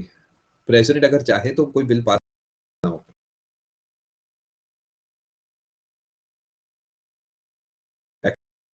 पोस्ट पे ध्यान रखिएगा, प्रेसिडेंट जो करते हैं काउंसिल ऑफ मिनिस्टर्स के सजेशन से करते हैं, तो ऐसा जनरली नहीं होता है, मतलब नहीं होता है। लैग आ रहा है, कोई बात नहीं, मैं वेट कर लेता हूँ।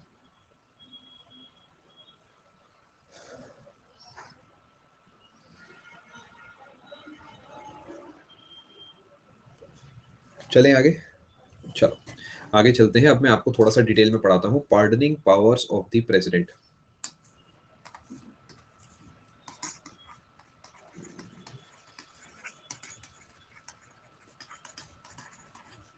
कर सकते हैं ना, रिटर्न कर सकते हैं पिंटू, मना नहीं कर सकते, रिटर्न कर सकते हैं।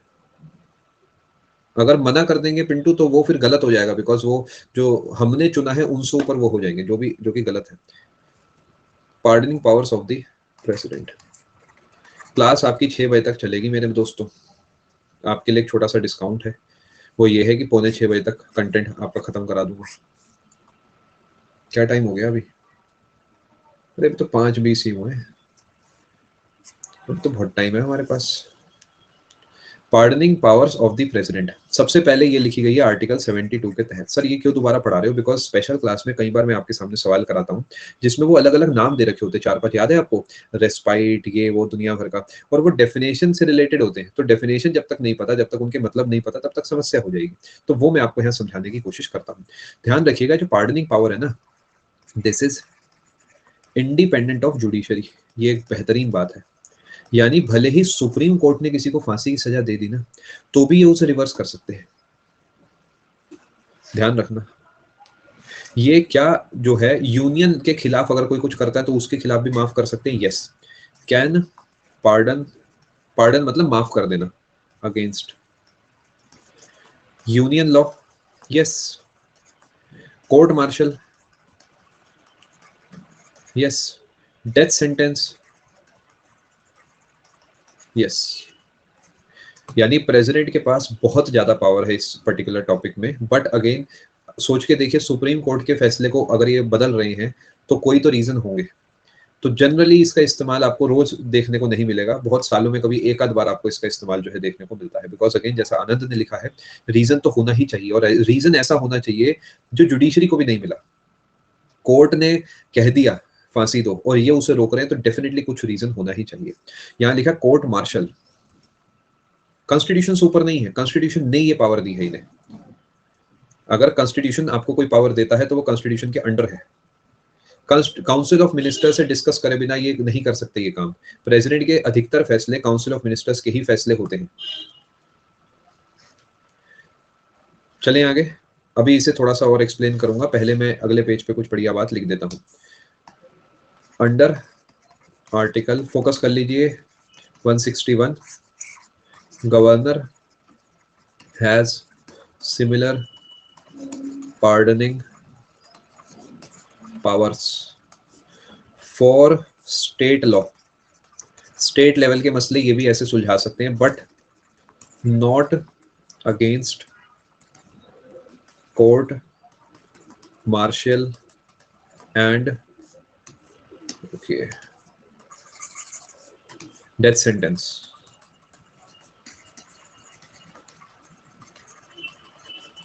कोर्ट मार्शल तो आर्मी वगैरह करेगी ना, तो आर्मी तो यूनियन लिस्ट का हिस्सा हो गया, यूनियन लिस्ट में थोड़ी कुछ जाके स्टेट का कोई पर्सन कुछ कर सकता है। ठीक है, आप इसे नोट करिए। मैं आपको 2 मिनट का ब्रेक दे रहा हूँ, मैं आपके लिए एक फाइल अपलोड करूंगा जिसके अंदर मैंने वो पोर्शन जो है ना अपना रेमिशन वगैरह वाला रेस्पाइट वाला वो ऐड करूंगा। कोर्ट मार्शल अभी आके समझाता हूँ, ठीक है? आप सेशन में बने रहिए, 2 मिनट का ब्रेक है आपका।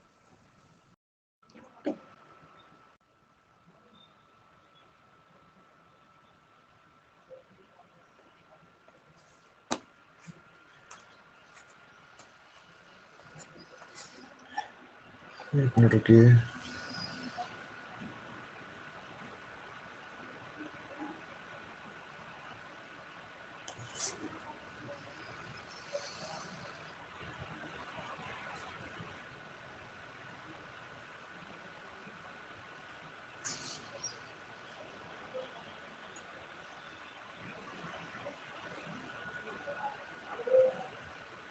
चलो जी, चलते हैं आगे। क्या ही लिखते हैं आप लोग। चलिए चलते हैं आगे। मैं देख रहा था कि किसी की विकेट गिराई जाएगा, तो सोचा कोई बात नहीं, new year should be happy. चलो कोई बात नहीं, सब ठीक है। देखिए ब्रेक का मतलब ब्रेक होता है तो थोड़ा सा आराम करा करिए, ठीक है? अपने प्यारे से दिमाग पे ज्यादा लोड मत डालिए, ये हैंग हो गया तो फिर दिक्कत हो जाएगी, ठीक है? मैंने आपको अभी तक आर्टिकल 161 और आर्टिकल 72 के बीच के थोड़ा सा डिफरेंस समझाया है। अब मैं आपको कुछ रीड करा रहा हूँ, क्या आप तैयार हैं? अब मैं आपको थोड़ा सा किताबी भाषा यहाँ पे पढ़वाऊंगा, फोकस करेंगे।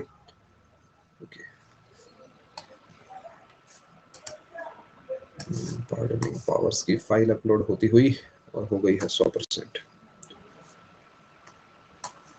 कर्सर वर्क नहीं कर रहा है, रुकिए, सेशन में बन रही है।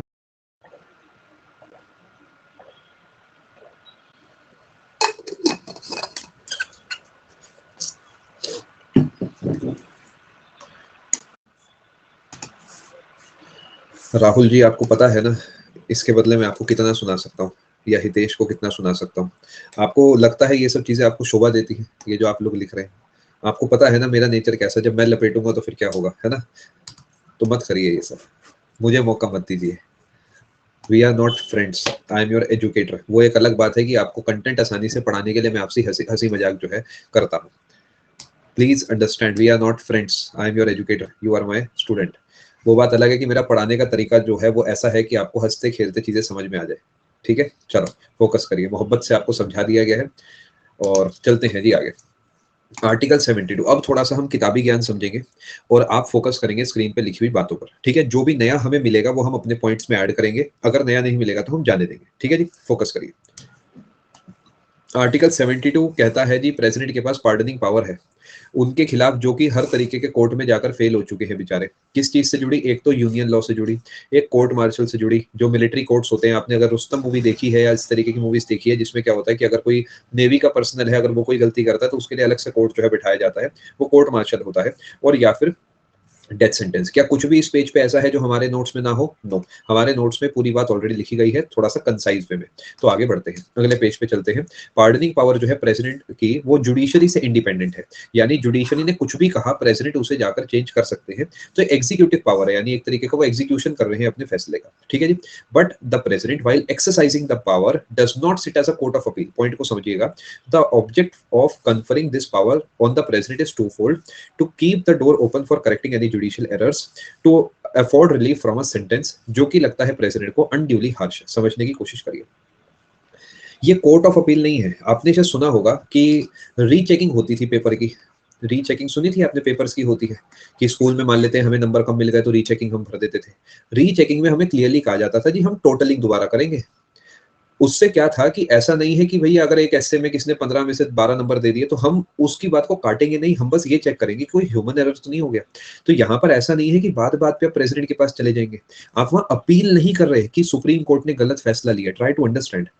अपील का मतलब है कि मुझे लगता है कि ये फैसला गलत है जी, मैं अपील करने गया हूँ सुप्रीम कोर्ट के पास। No, highest court of appeal, note कर लीजिए,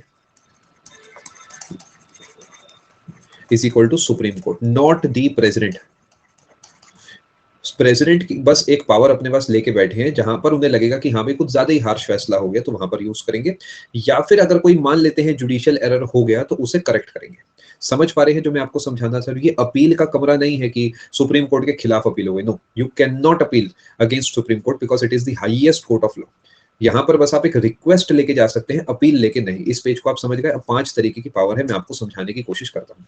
सबसे पहले है पार्डन, यानी पूरे तरीके माफ कर देना। ठीक है जी, पूरे तरीके क्षमा कर दिया, मतलब ये तो बेस्ट है। Removes both the sentence and conviction, यानी जो सजा आप पे सुनाई गई है या जो आप भुगत रहे हैं वो सब आपका खत्म हो जाएगा, आप बाइज्जत बरी हो जाएंगे। क्या पहले वाला आपको समझ आया? मैं पूरा पोर्शन एक बार दोबारा समझा दूंगा, चिंता ना करें। उदय, इस टॉपिक के बाद मैं आपसे बात करूंगा, आपको 5 से 7 मिनट वेट करना होगा, वेट करिए। पांचों पावर समझाने के बाद बातचीत करूंगा। पार्डन का मतलब पूरे तरीके माफ कर दिया, बात खत्म, घर जाओ आराम से छोले भटूरे खाओ। उसके बाद दूसरे नंबर पे आता है आपका commutation. It denotes the substitution of one form of punishment to a lighter form. यानी डेथ सेंटेंस को, फांसी की सजा को कन्वर्ट कर दिया गया उम्र कैद में, सिंपल इम्प्रिजनमेंट में। तो यहां पर क्या हुआ, टाइप ऑफ पनिशमेंट जो है वो चेंज हो गई है। ठीक है, इसे प्रविलंबन बोलते हैं मेरा ख्याल, फिर भी आप एक बार हिंदी वाले बच्चे चाहे तो एक बार वेरीफाई कर सकते हैं। प्रविलंबन बोलते हैं इसे, यानी फॉर्म को थोड़ा सा चेंज कर दिया, हल्के फॉर्म की तरफ ले गए। तीसरे नंबर पे आता है दोस्तों रेमिशन। रेमिशन जो आपका होता है, इसके अंदर फॉर्म को चेंज नहीं करा जाता, इसके अंदर जो है आपका ड्यूरेशन को चेंज करा जाता है। यानी सजा 14 साल की थी, लेकिन मैं बहुत अच्छे से जेल में रहा तो मेरी सजा को जो है 7 साल कर दिया गया। कर्सर को क्या हो गया? ठीक है, 14 साल की सजा को 7 साल कर दिया गया।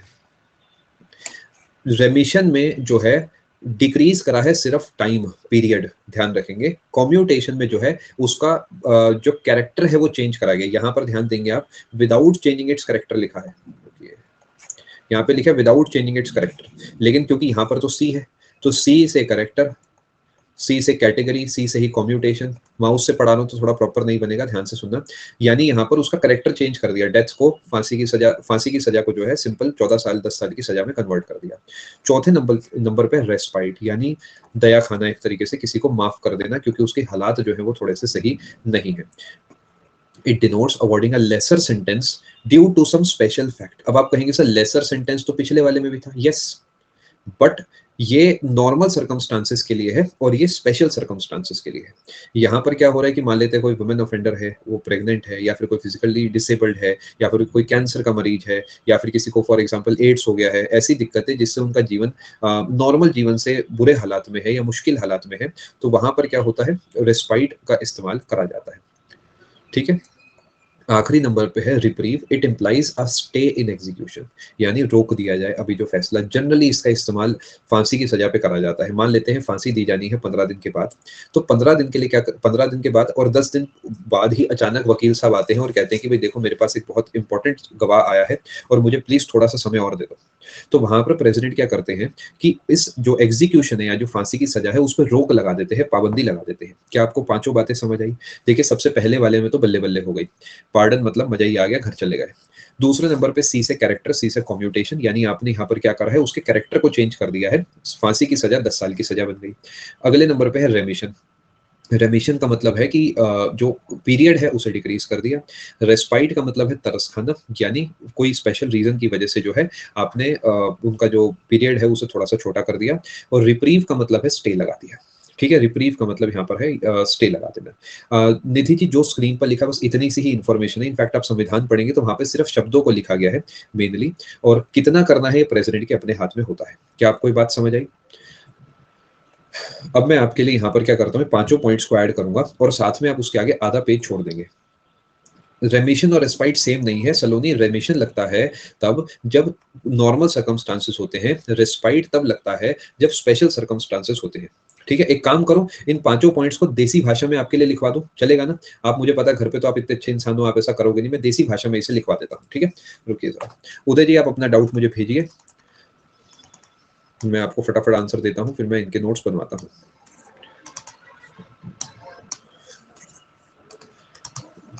एक बार रिफ्रेश कर रहा हूँ दोस्तों।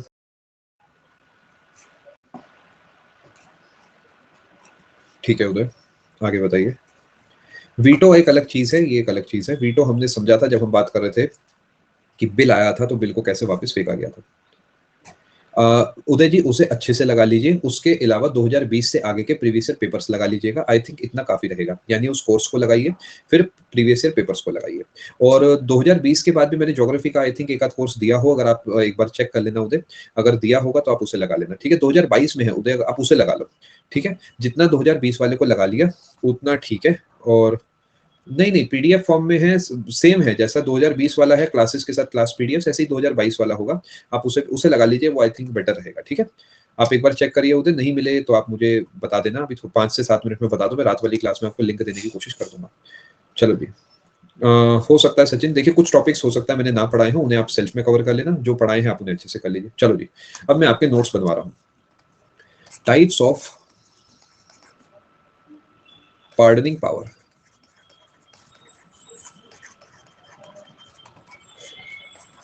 पार्डन 100% माफ। ठीक है, ऐसे बना लेना। दूसरे नंबर पे सीक्वेंस भी मैं सेम ही रखता हूँ, कम्यूटेशन होगा शायद दूसरे नंबर पे, जिससे रिवीजन में आपको आराम रहे। Commutation. Type change, example death नहीं, 14 ईयर जेल। ठीक है,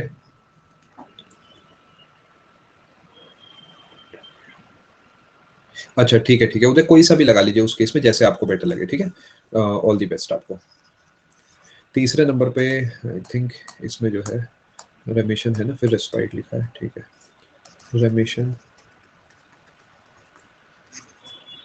टाइप सेम, पीरियड चेंज, 14 साल 10 साल।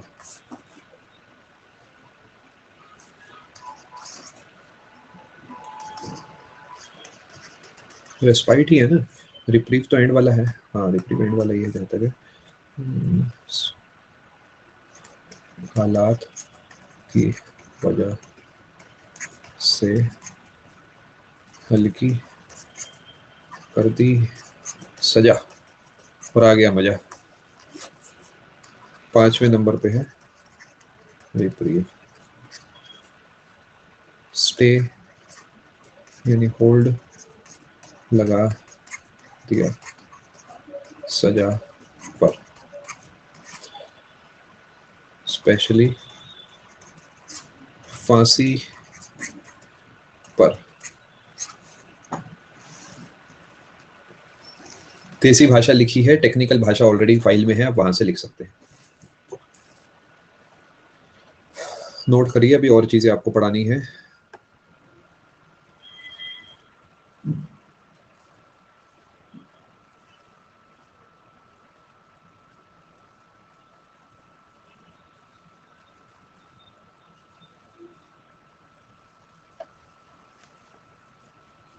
क्लास कब तक चलेगी वाला टॉपिक खत्म करके फिर आपको फ्री कर दूंगा। आजीवन कारावास, सचिन, आजीवन कारावास की कोई लिमिट नहीं है, 14 साल से कम नहीं हो सकता बस। यस सिमर। रॉबिन, ये लिख लो, मेनली तो यही है सच बोलूं तो। और अगर हिंदी में पेपर देना है तो इनके हिंदी वाले वर्ड लिख लेना नेट से सर्च करके कि पार्डन का हिंदी में क्या मतलब है। आई थिंक इतना काफी है। आप खुद ही देखो ना, अगर हम पार्डन का मतलब 100% माफ समझ गए तो चाह कर भी इससे और क्या ही लिख लोगे। मतलब निचोड़ तो आ ही गया दिमाग में, फिर भी लिखना चाहो तो मैं रोकूंगा नहीं, बिल्कुल लिख सकते, इसलिए मैंने प्रॉपर चीजें आपको स्क्रीन पर दिखाई है।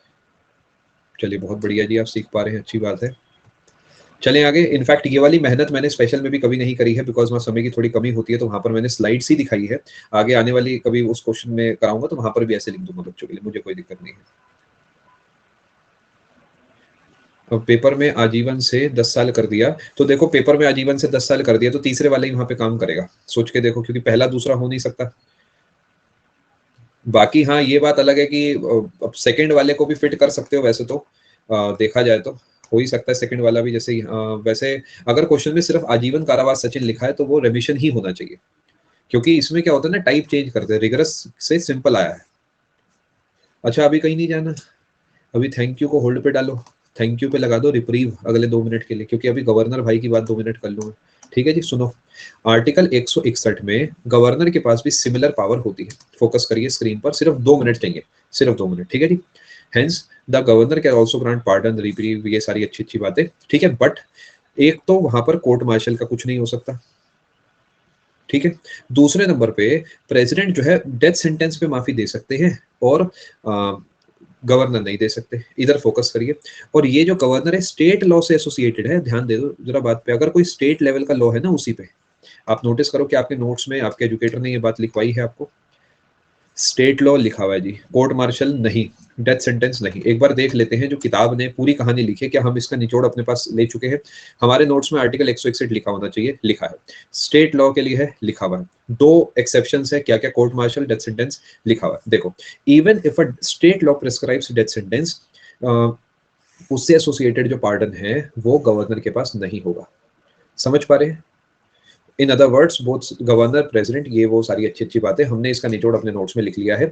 ये 2 पॉइंट है, ये मैं आपको और 1 मिनट फटाफट से बता देता हूँ, उसके बाद आपको फ्री कर दूंगा। सुप्रीम ये पेपर के लिए इंपॉर्टेंट नहीं है, ध्यान रखना, पेपर के लिए इंपॉर्टेंट नहीं है, ध्यान रखना। फिर भी एक बार समझा रहा हूँ, अच्छे से क्लियर हो जाएगा। सुप्रीम कोर्ट ने देखा कि जो प्रेसिडेंट के पास पार्डनिंग पावर है ना, इससे जुड़े कुछ कमेंट करे सुप्रीम कोर्ट ने। क्या क्या, देखो। पहली बात, वो प्रेसिडेंट रीजन नहीं दे सकता अपने ऑर्डर का, यानी अगर प्रेसिडेंट जो है वो मान लेते हैं पिटीशन को रिजेक्ट कर देते हैं, तो रीजन देने की जरूरत नहीं है। क्यों? अरे प्रेसिडेंट है वो, उन्हें लगता है नहीं तो नहीं। उसके बाद आगे पढ़ो, यूनियन कैबिनेट की एडवाइस पे काम होना चाहिए। मैंने आपको भी थोड़ी देर पहले बोला भी था भाई, प्रेसिडेंट वही करेंगे जो कैबिनेट या काउंसिल ऑफ मिनिस्टर्स कहेंगे। प्रेसिडेंट चाहे तो केस को एक नए सिरे से खोल सकते हैं, ये नहीं सुप्रीम कोर्ट ने जो कहा है उसी के बेसिस पे फैसला लेना। याद है ना, ये कोर्ट ऑफ अपील नहीं है, ये एग्जीक्यूटिव पावर है प्रेसिडेंट की, ठीक है जी। और the petitioner for mercy has no right to an oral hearing by the president. Oral hearing नहीं होगी, ध्यान रखना। यानी प्रेसिडेंट के पास जाकर आप बात नहीं करेंगे, आप बस अपनी बात लिखकर भेज देंगे, प्रेसिडेंट अपना फैसला सुना देंगे। समझ पा रहे हैं बात को? और सुप्रीम कोर्ट को कोई भी अलग से गाइडलाइंस देने की जरूरत नहीं है इससे एसोसिएटेड, प्रेसिडेंट जैसा चाहे वैसा कर सकते हैं। Not subject to judicial review, president ने क्योंकि रीजन ही नहीं दिए, सोच के देखो, जब प्रेसिडेंट ने रीजन ही नहीं दिए तो क्या जुडिशियल रिव्यू हो जाएगा। बट मान लेते हैं कि कोर्ट को लगता है जी बहुत ही उल्टा फैसला सुना दे, बिल्कुल ही आर्बिट्ररी है, उस केस में चाहे तो सुप्रीम कोर्ट या जुडिशरी जो है वो उसे रिव्यू कर सकती है, ठीक है जी। Where the earlier petition for mercy has been rejected, stay cannot be obtained for by filing another petition। ये तो लॉजिकल है, सोच के देखो। इसमें क्या है कि भाई जो एक बार अगर प्रेसिडेंट ने ना कर दी तो दोबारा थोड़ी है तो फाइल ही फाइल करते रहोगे। दिल है हिंदुस्तानी में तो घर पर गए थे। मैंने सच में, मुझे नहीं पता ये किस सीन की आप बात कर रहे हैं। बॉलीवुड की तरफ से मैं माफी मांगता हूँ अगर ऐसा है तो, प्लीज उन्हें माफ कर दीजिए। उसमें तो कुछ भी दिखाते हैं। खैर आगे चलते हैं। आई होप आप यहाँ तक सारी बात समझ चुके हैं। मजा आया क्लास में, सीखने को मिला? नहीं, क्योंकि पावर, यस श्रेया जी बिल्कुल सही। चलिए, आई होप आप सबको सेशन में मजा आया होगा। ये क्लास में यहाँ पे कंक्लूड करता हूँ। अब आपसे मेरी मुलाकात होगी रात को 10 बजे इस कोर्स में, और 7 बजे होगी स्पेशल क्लास में। 2 मिनट बोल के 5 मिनट ले लिए, जैसे 3 मिनट में तो इन्होंने एलोन मस्क के साथ टेस्ला मंगवाने की बात करनी थी। अरे चाय मट्ठी खानी है जाके, 2 मिनट के बाद खा लेना, क्या फर्क पड़ता है। ब्रेड भी हम लोग खुद ही सेकते हैं इस उम्र में तो, है ना। जब तक अभी जॉब वॉब नहीं लग रही, खुद ही, अरे घर वालों से कहते हैं अरे चाय, कहते हैं हाँ हाँ बना ले, पत्ती ज्यादा रखियो बस, है ना। स्कूल कॉलेज टाइम में तो वैसे ही बच्चों का हाल होता है। चलो खैर, मिलते हैं आप सबसे आने वाली क्लास में 7 बजे। Thank you so much everyone for being a part of this session. Special class is at 7 and plus class is at 10 PM। ये आई थिंक शुभराज बिना नोट करे भी काम चल जाएगा, बट स्टिल अगर आपको लगता है इसमें 1-2 पॉइंट ऐसे हैं जो थोड़ा आपको लगता है आपके लिए डिफरेंट है, तो उन्हें लिख लीजिए। जैसे मैं पर्सनली बोलूं, मुझे ऐसा लगता है कि काफी सारी चीजें सिंपल लॉजिक वाली है कि हाँ भी वो फ्रेश केस उठा सकते हैं, तो मैं इसे नहीं लिखूंगा। बट मे बी आपको लगता है कि नहीं सर ये पॉइंट मैं पेपर से पहले भूल सकता हूँ, तो लिख लो, क्या जाता है। शिवानी जी, कहीं पर भी ऐसा नहीं लिखा गया कि टेररिस्ट को नहीं कर सकते, करने को कुछ भी कर सकते हैं, बट करेंगे क्यों? पॉइंट ये है, पावर पूरी दी गई है, बट सेंसिबल बात है ना कि नहीं करेंगे, अदरवाइज यहाँ पे जुडिशियल रिव्यू हो जाएगा कि मान लेते हैं इरैशनल है वो फैसला, कि ऐसे कैसे किसने 100% सबके सामने 1000 लोगों को मार दिया, तो वो तो इरैशनल हो जाएगा ना, तो नहीं करेंगे, बट ओपन एंडेड छोड़ा गया है। प्रताप जी, मैं कोशिश करता हूँ, ठीक है,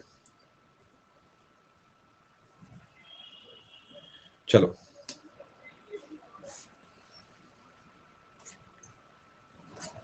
आनंद, डीपीएसपी में एक्चुअली लिमिटेड चीजें हैं जो हमने पढ़ी थी, उसके अलावा कुछ नहीं है। हाँ, वो बात अलग है कि कुछ और हो जाए तो और अच्छा है, बट जो है वो मैंने आपको पढ़ा दी थी। चलिए, जब मैं आपके डाउट्स देख रहा हूँ जो क्वेश्चन टैब में है, क्वेश्चन टैब आपका बंद कर रहा हूँ, बाकी डाउट्स आपके लूंगा मैं रात को 10 बजे वाली क्लास में। बहुत बहुत धन्यवाद।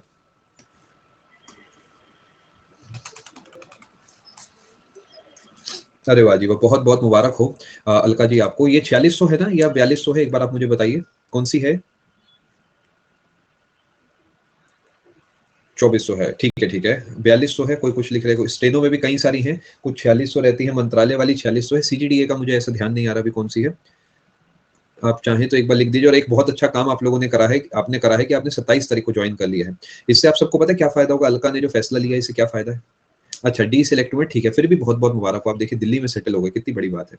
इससे इनका फायदा है आधे इंक्रीमेंट का, कि मान लेते हैं एक बच्चा ज्वाइन करता है 1 जनवरी को, तो उसका इंक्रीमेंट अगले 1 जनवरी को लगता है, बट इनका इंक्रीमेंट 1 जुलाई को लग जाएगा। तो ये अलका जी बहुत अच्छा फैसला आपने लिया है, आधे इंक्रीमेंट से कई लाख रुपए का फर्क आता है अगले 30-35 साल में। तो बहुत बहुत मुबारक हो, आपका न्यू ईयर सच में हैप्पी है, एंड बहुत बहुत मुबारकबाद आपको, एंड आगे भी तैयारी करते रहिए, रुकिएगा मत, ठीक है। All the best. सीनियरिटी जो है रक्षा जी, अब जनरली रैंक बेसिस पे हो गई है, पहले ज्वाइनिंग डेट पे चलती थी। अगेन ये थोड़ा सा ग्रे एरिया है, अभी भी कई जगह आपको डेट के हिसाब से मिलती है, जैसे सीएजी में एसएएस क्लियरिंग डेट के हिसाब से मिलती है, थोड़ा ग्रे एरिया है, बट लार्जली रैंक बेसिस पे हो गई है सीनियरिटी। चलिए ठीक है, अलका बहुत बहुत मुबारकबाद, एंड अच्छे से आगे भी तैयारी करते रहिए।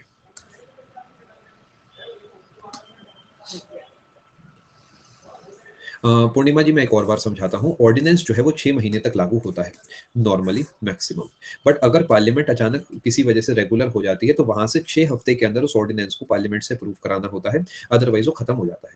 आ जाते हैं फंड्स पे। कॉन्सोलिडेटेड फंड ऑफ इंडिया वो फंड है जहां पर सारा पैसा जाता है, जैसे हम लोग टैक्स देते हैं, तो टैक्स कहाँ जाता है? इनकम टैक्स जाता है सीबीडीटी के पास, central board of direct taxes. जो हम जीएसटी देते हैं वो जाता है डिपार्टमेंट ऑफ रेवेन्यू, सीबीआईसी के पास, central board of indirect taxes and custom. Ultimately ये मिनिस्ट्री ऑफ फाइनेंस का हिस्सा है, तो फाइनेंस मिनिस्ट्री के पास चला गया, तो वो पैसा कॉन्सोलिडेटेड फंड का हिस्सा बन जाता है, एक बहुत बड़ी गुल्लक मान लीजिए, जिसमें वो पैसा पड़े रहता है। और इससे जो खर्चे हैं वो होते हैं, जैसे ऑफिसर्स की सैलरी, प्राइम मिनिस्टर की सैलरी, और बहुत सारे जो खर्चे हैं वो सब इससे होते रहते हैं। एक और छोटी सी गुल्लक होती है जो इमरजेंसी के लिए होती है, जिसे हम कंटिजेंसी फंड ऑफ इंडिया बोलते हैं। एक तीसरा पैकेट होता है जो इनका नहीं है, बट ये मेंटेन करते हैं, ये है पब्लिक अकाउंट्स। पब्लिक अकाउंट में क्या होता है? जो पैसा लोगों का सरकार के पास है वो इसमें पड़ा होता है। एग्जाम्पल के तौर पर हमारी, मान लेते हैं, अब तो खैर एनपीएस आ गया है तो अच्छा एग्जाम्पल नहीं बैठेगा, मान लेते हैं पहले के जमाने में क्या होता था, जो 2004 और 2005 से पहले जिन्होंने ज्वाइन करा था, उनका जीपीएफ वगैरह कटता था, यानी पेंशन मिलती थी उन्हें ओपीएस में।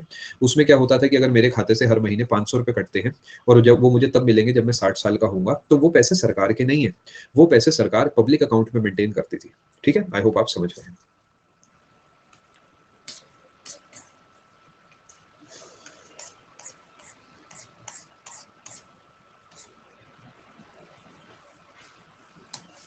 शिवानी का एक डाउट मैं ले लेता हूँ पहले।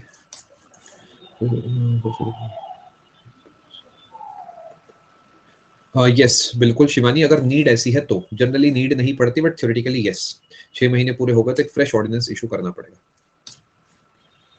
अब पेंशन मिलती है पिंटू, लेकिन अब एनपीएस आ गया है, नेशनल पेंशन ट्रस्ट आ गया है। अब पहले जैसी पेंशन नहीं, अब डिफरेंट पेंशन है। अब क्या होता है, आपका जो बेसिक और डीए है उसको जोड़ के उसका 10% आपकी सैलरी से काटा जाता है, ये कंट्रीब्यूट करते हैं। गवर्नमेंट अपने से 14% कंट्रीब्यूट करती है, और ये इससे जो है आपका जो म्यूचुअल फंड है 3, उसमें पैसा जाता है, आप चुनते हैं कौन से में कैसा क्या जाएगा, और वहां पर उससे आप यूनिट्स खरीदते हैं, और जब आप 60 के होंगे उन यूनिट्स के हिसाब से आपको पैसा मिल जाएगा। वैसे ये बात तो है देखो कि मुझे ये जो इनसाइड नॉलेज है इससे आपको फायदा तो होता होगा, बिकॉज जब हम छोटे थे तो हमें कुछ भी नहीं पता था। हमारे जो टीचर्स वगैरह होते थे उन्हें सब्जेक्ट की नॉलेज बहुत थी, but other than that knowledge थोड़ी मतलब इतनी नहीं थी। बट आई होप ये छोटी छोटी बातें मैं आपको बता देता हूँ कि हाँ भाई देखो इंक्रीमेंट का फायदा हो गया, या फिर बेसिक प्लस टीए का 10-14%, इससे कुछ तो कई बार होता है ना, बच्चे को मोटिवेशन मिल ही जाता है कि हाँ भाई बहुत अच्छी सुविधा है ये तो, 7-8 हज़ार मेरे कटेंगे, 10-12 हज़ार गवर्नमेंट डालेगी, तो हर महीने मेरे 1-2 लाख रुपए तो सरकार के पास इकट्ठे होते रहेंगे। कोई भी डाउट आपका कभी हो, ये सरकारी नौकरी से जुड़ा, सब ले आना, सब क्लियर कर देंगे, टेंशन मतलब। आगे चलते हैं।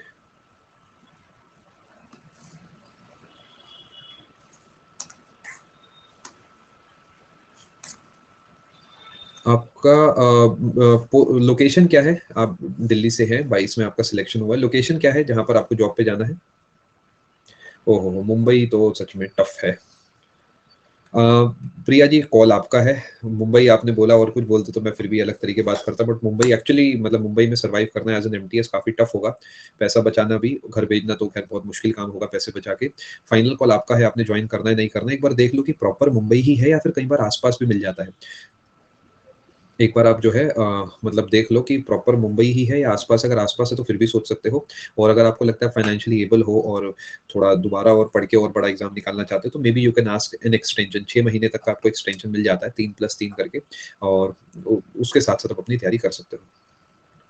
सचिन, 60 साल बाद जो पेंशन की वैल्यू होगी वो कुछ खास बढ़िया नहीं होगी, बिकॉज़ आज का जो आपका 1 लाख रुपए है, तब वो 25,000 20,000 जितनी ही जान कैरी करेगा। फिर भी अगर आप एक नंबर सुनना चाहते हैं तो वो करोड़ों में होगी। बाकी तो ऑनलाइन एनपीएस कैलकुलेटर लिखोगे, भर-भर के आ जाएगी। मान के चलिए कुछ नहीं तो 4-5 करोड़ रुपए तो होने ही चाहिए, ठीक है? बाकी बहुत सारे फैक्टर्स पे डिपेंड करता है, और तब के 4-5 करोड़ उतने नहीं होंगे जितने आज आपको 4-5 करोड़ सुन के लगता है। तो इतने होंगे कि सर्वाइवल बढ़िया से हो जाएगा, ऐसा मान सकते हैं। क्योंकि बहुत बहुत आगे की बात हम कर रहे हैं ना।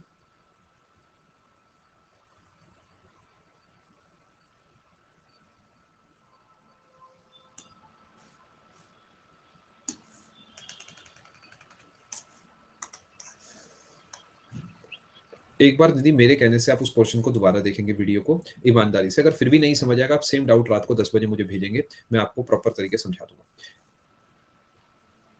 अजीत, एमटीएस का मेन काम है स्टाफ, ऐसा स्टाफ जो सपोर्ट करता है वहाँ पे, मल्टीटास्किंग है ना। यानी अब तो फाइलों का ज़माना वैसे बंद हो गया है, छुट-मुट काम है, कुछ टाइपिंग कर दी, फाइल्स इधर से उधर कर दी, और मतलब इस तरीके के काम होते हैं। रिलैक्स रहता है, बहुत ज़्यादा वर्कलोड नहीं रहता, मतलब चाहें तो तैयारी भी आप साथ-साथ कर सकते हैं।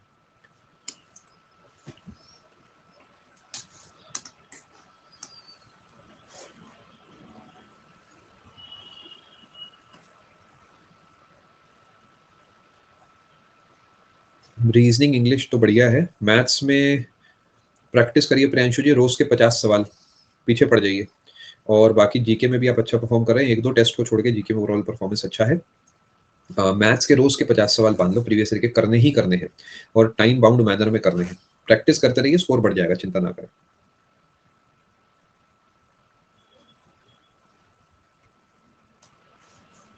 अच्छा देव, बहुत बढ़िया। दीपक, मैं बिल्कुल मानता हूँ अगर आप हिंदी भाषा से पढ़े हैं तो आपको थोड़ी दिक्कत आ रही होगी। आप एक काम कर सकते हैं, जो भी शब्दों में आपको तकलीफ हो रही है, आप उसे इंटरनेट पे सर्च करके उसके ऊपर हिंदी वाले शब्द लिख लीजिए। यही एक रास्ता मैं आपको अपनी तरफ से बता सकता हूँ अभी के लिए।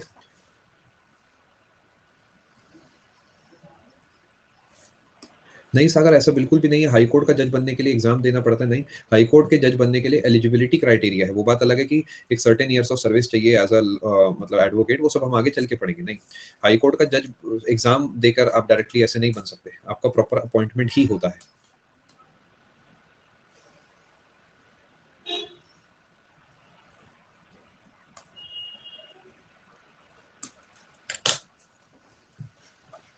मैं नोट कर लेता हूँ श्याम, इसे रात वाली क्लास में मैं एक बार डिस्कस कर लूंगा। वैसे तो मैं पढ़ा चुका हूँ, फिर भी इस शब्द का इस्तेमाल नहीं करा ना मैंने, तो एक बार रात को इसे समझा दूंगा, चिंता ना करें। मोनिका जी, क्या आपको अब समझ आ गया ऑर्डिनेंस क्या होता है? अगर आप ना बोलेंगे तो मैं समझाऊंगा, अदरवाइज मैं आगे बढ़ूंगा। आज के बाद प्लस क्लास ऑफिशियल 4 तारीख को होगी, 4 जनवरी को। एक बार रिपीट, ठीक है। देखिए, जनरली जो फैसले लेने का काम है मोनिका, वो है पार्लियामेंट का।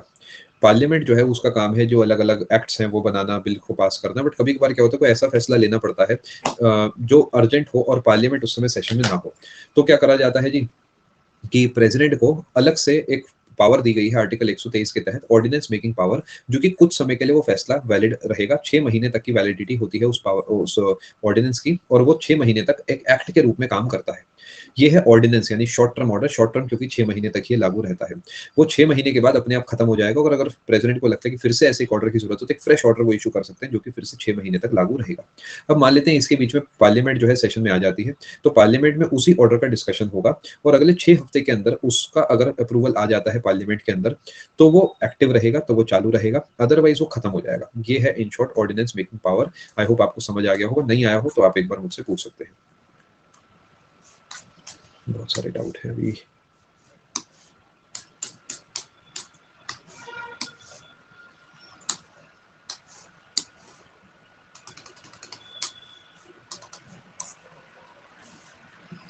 बढ़िया,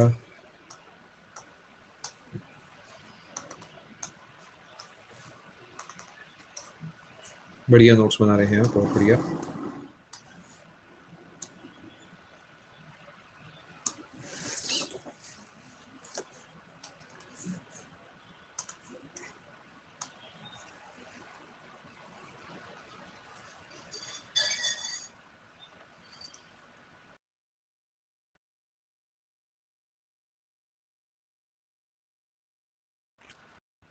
आप मुझे भेजिए, अगली क्लास में भेजिए रात को 10 बजे, मुझे ना डिटेल में इन्फॉर्मेशन दो, डेटा दो थोड़ा हेल्प करने के लिए, कि सर इसी साल ग्रेजुएशन हुई है, मैं ये पेपर दे चुका हूँ CHSL का, उसमें मेरे इतने नंबर आए, सेक्शंस ये हैं, इसमें इतने नंबर आए हैं, आगे मैं ये पेपर देने जा रहा हूँ, मेरा ये सिलेबस पूरा हो गया, ये बचा है। ऐसा डेटा दो आप मुझे, तब मैं बेटा ज्यादा हेल्प कर पाऊंगा, ऐसे रैंडम सजेशन मैं नहीं दे पाऊंगा।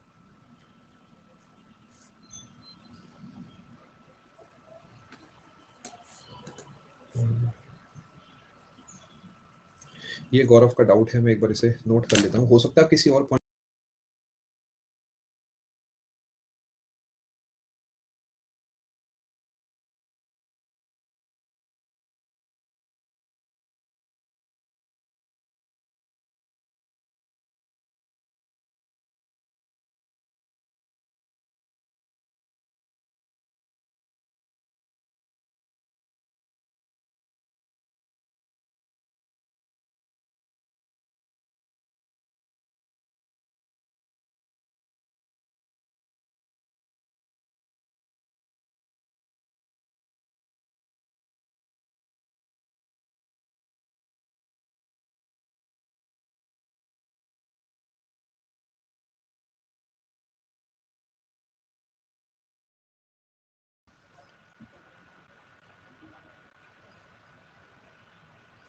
एक बार कंफर्म करेंगे आप सबको आवाज साफ आ रही है? मेरे पार्ट पे थोड़ा सा इशू था, माफी चाहेंगे, आपको थोड़ी सी परेशानी हुई होगी।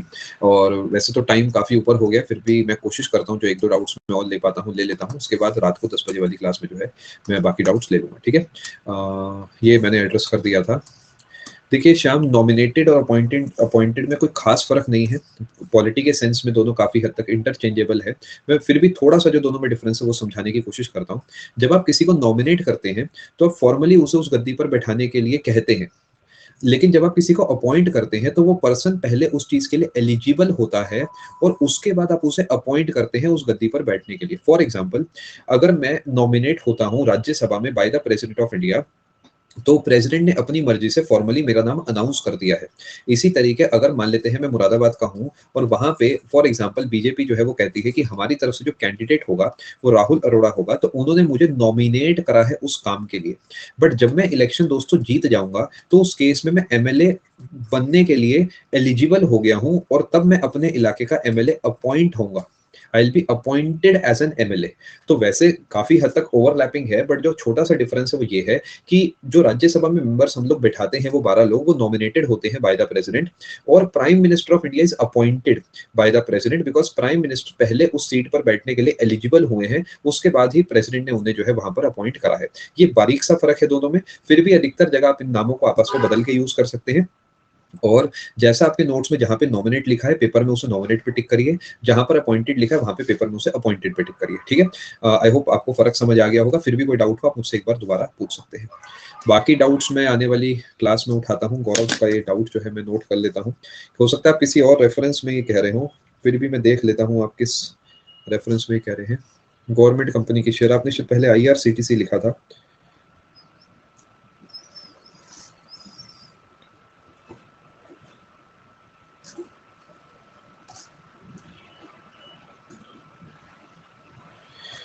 हो सकता है आप फ्रेम थोड़ा अलग तरीके कर रहे हो, उस वजह से मैं ना समझ पा रहा हूँ आप कुछ और कहना चाह रहे हो। मैं और एक बार इस बारे में देखता हूँ क्या आप कहना चाह रहे हैं।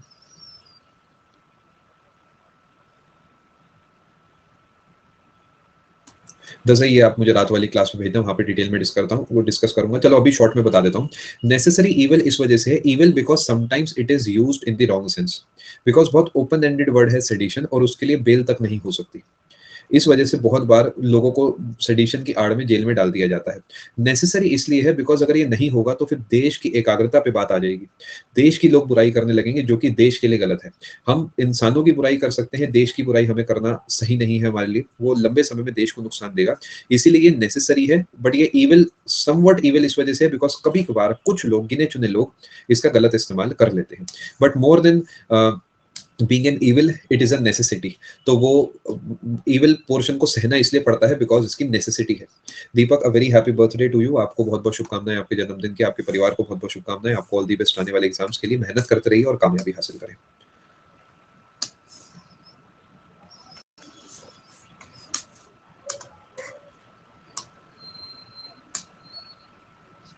सजेशन कुछ नहीं है Dashain, just keep trying. Maths में ज्योमेट्री है, theorem practice, work in wages practice sheet, ठीक है। अरिथमेटिक हो गया, एडवांस हो गया थोड़ा सा, पॉलिटिकल रिवीजन, ये बहुत ज्यादा नहीं है, 10 पेज, ठीक है। आप कर रहे हैं तो कर सकते हैं, अच्छी बात है, but I think 10 pages is a lot. Analogy practice, ठीक है, ये रीजनिंग में तो कर सकते हैं। हाँ, हाँ अच्छा ठीक है, फिर भी अच्छा रिवीजन है। ठीक है ठीक है ठीक है, उस केस में चलेगा। आई थॉट वो आप सिनोनिम एंटोनियम के लिखे, वो तो रिवीजन है तो ठीक है, नए हैं तो ऑब्वियसली बहुत मुश्किल है, रिवीजन है तो ठीक है, आई थिंक सही है। देखो जितना हो पाए कर लो, बस बस ये दिन के आगे जीरो कभी नहीं लिखना कि आज कुछ नहीं पढ़ा।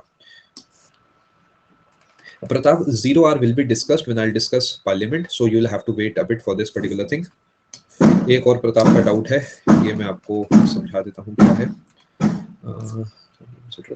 ये मैं आपको प्रताप रात वाली क्लास में समझाता हूँ, ये थोड़ा सा लंबा डिस्कशन वाला टॉपिक है, थोड़ा समय भी ऊपर हो गया, ठीक है। ये रात वाली क्लास में आप मुझे भेजिए, मैं इसे डिटेल में आपको समझाऊंगा, मतलब थोड़ा समय मांगता है, एग्जांपल्स मैं आपको इसके दे दूंगा साथ में, ठीक है। आप मुझे रात वाली क्लास में से भेजिए, मैं आपके साथ डिस्कस कर लेता हूँ, ठीक है जी। चलिए, बहुत बहुत धन्यवाद आप सभी का इस क्लास में आने के लिए। सभी के सारे डाउट्स मैंने उठा लिए हैं, जो एक दो बच गए हैं प्रताप के, एक ही बचा इनफैक्ट प्रताप का, दूसरे वाला तो आने वाला हमारा टॉपिक ही है। Thank you so much everyone for being a part of this session. ख्याल रखें, मिलते हैं आप सबसे 7 बजे। बहुत बहुत धन्यवाद, और एडवांस में आप सबको अ very happy new year. Thank you. बहुत बहुत शुक्रिया तज़ई। देखिए मेरा मानना क्या है, मैं कई बार क्लास में भी कहता हूँ, हमारा प्राइमरी रोल आपके डाउट्स क्लियर करना है, बिकॉज कंटेंट तो बुक्स में ऑलरेडी है। दो काम है मेरे मेन आपकी लाइफ में, सिर्फ दो। एक, मुश्किल चीज को आसान तरीके, हंसी मजाक में आपके दिमाग में बैठा देना। दूसरा, आपके जो डाउट्स हैं, चाहे वो टॉपिक के हो, ऑफ द टॉपिक हो, करियर से हो, हिम्मत टूट जाए, या फिर मान लेते हैं आपको समझ नहीं आ रहा कौन सी पोस्ट कैसी क्या है, ये सब चीजों को एड्रेस करना, जो इंटरनेट पे आसानी से नहीं मिलता। तो कोशिश है जितना कर सकते हैं करते हैं, बाकी तो खैर क्या है, क्योंकि मेरा मानना ये है, डाउट्स अगर मैं नहीं लूंगा तो फिर मजा नहीं आएगा बच्चे को पढ़ने में, मुझे पढ़ाने में। तो डाउट्स लेना बहुत जरूरी काम है मेरे हिसाब से, हर टीचर को हर क्लास में डाउट्स लेने ही चाहिए। क्योंकि अगर आज का डाउट मैं एक हफ्ते बाद की किसी स्पेशल या स्पेशली रखी गई डाउट क्लियरिंग सेशन में उठा रहा हूँ, तो उसमें क्या एक हफ्ते बच्चे का वो डाउट की वजह से सिलेबस रुक जाएगा। तो आई थिंक डेली डाउट्स लेना जो मैं करता हूँ, मेरे हिसाब से ये बेस्ट है। चलिए दोस्तों, मिलते हैं आप सबसे आने वाली क्लास में। Thank you so much, god bless, take care, good bye. 7 बजे स्पेशल में मुलाकात होगी और 10 बजे प्लस में। Thank you.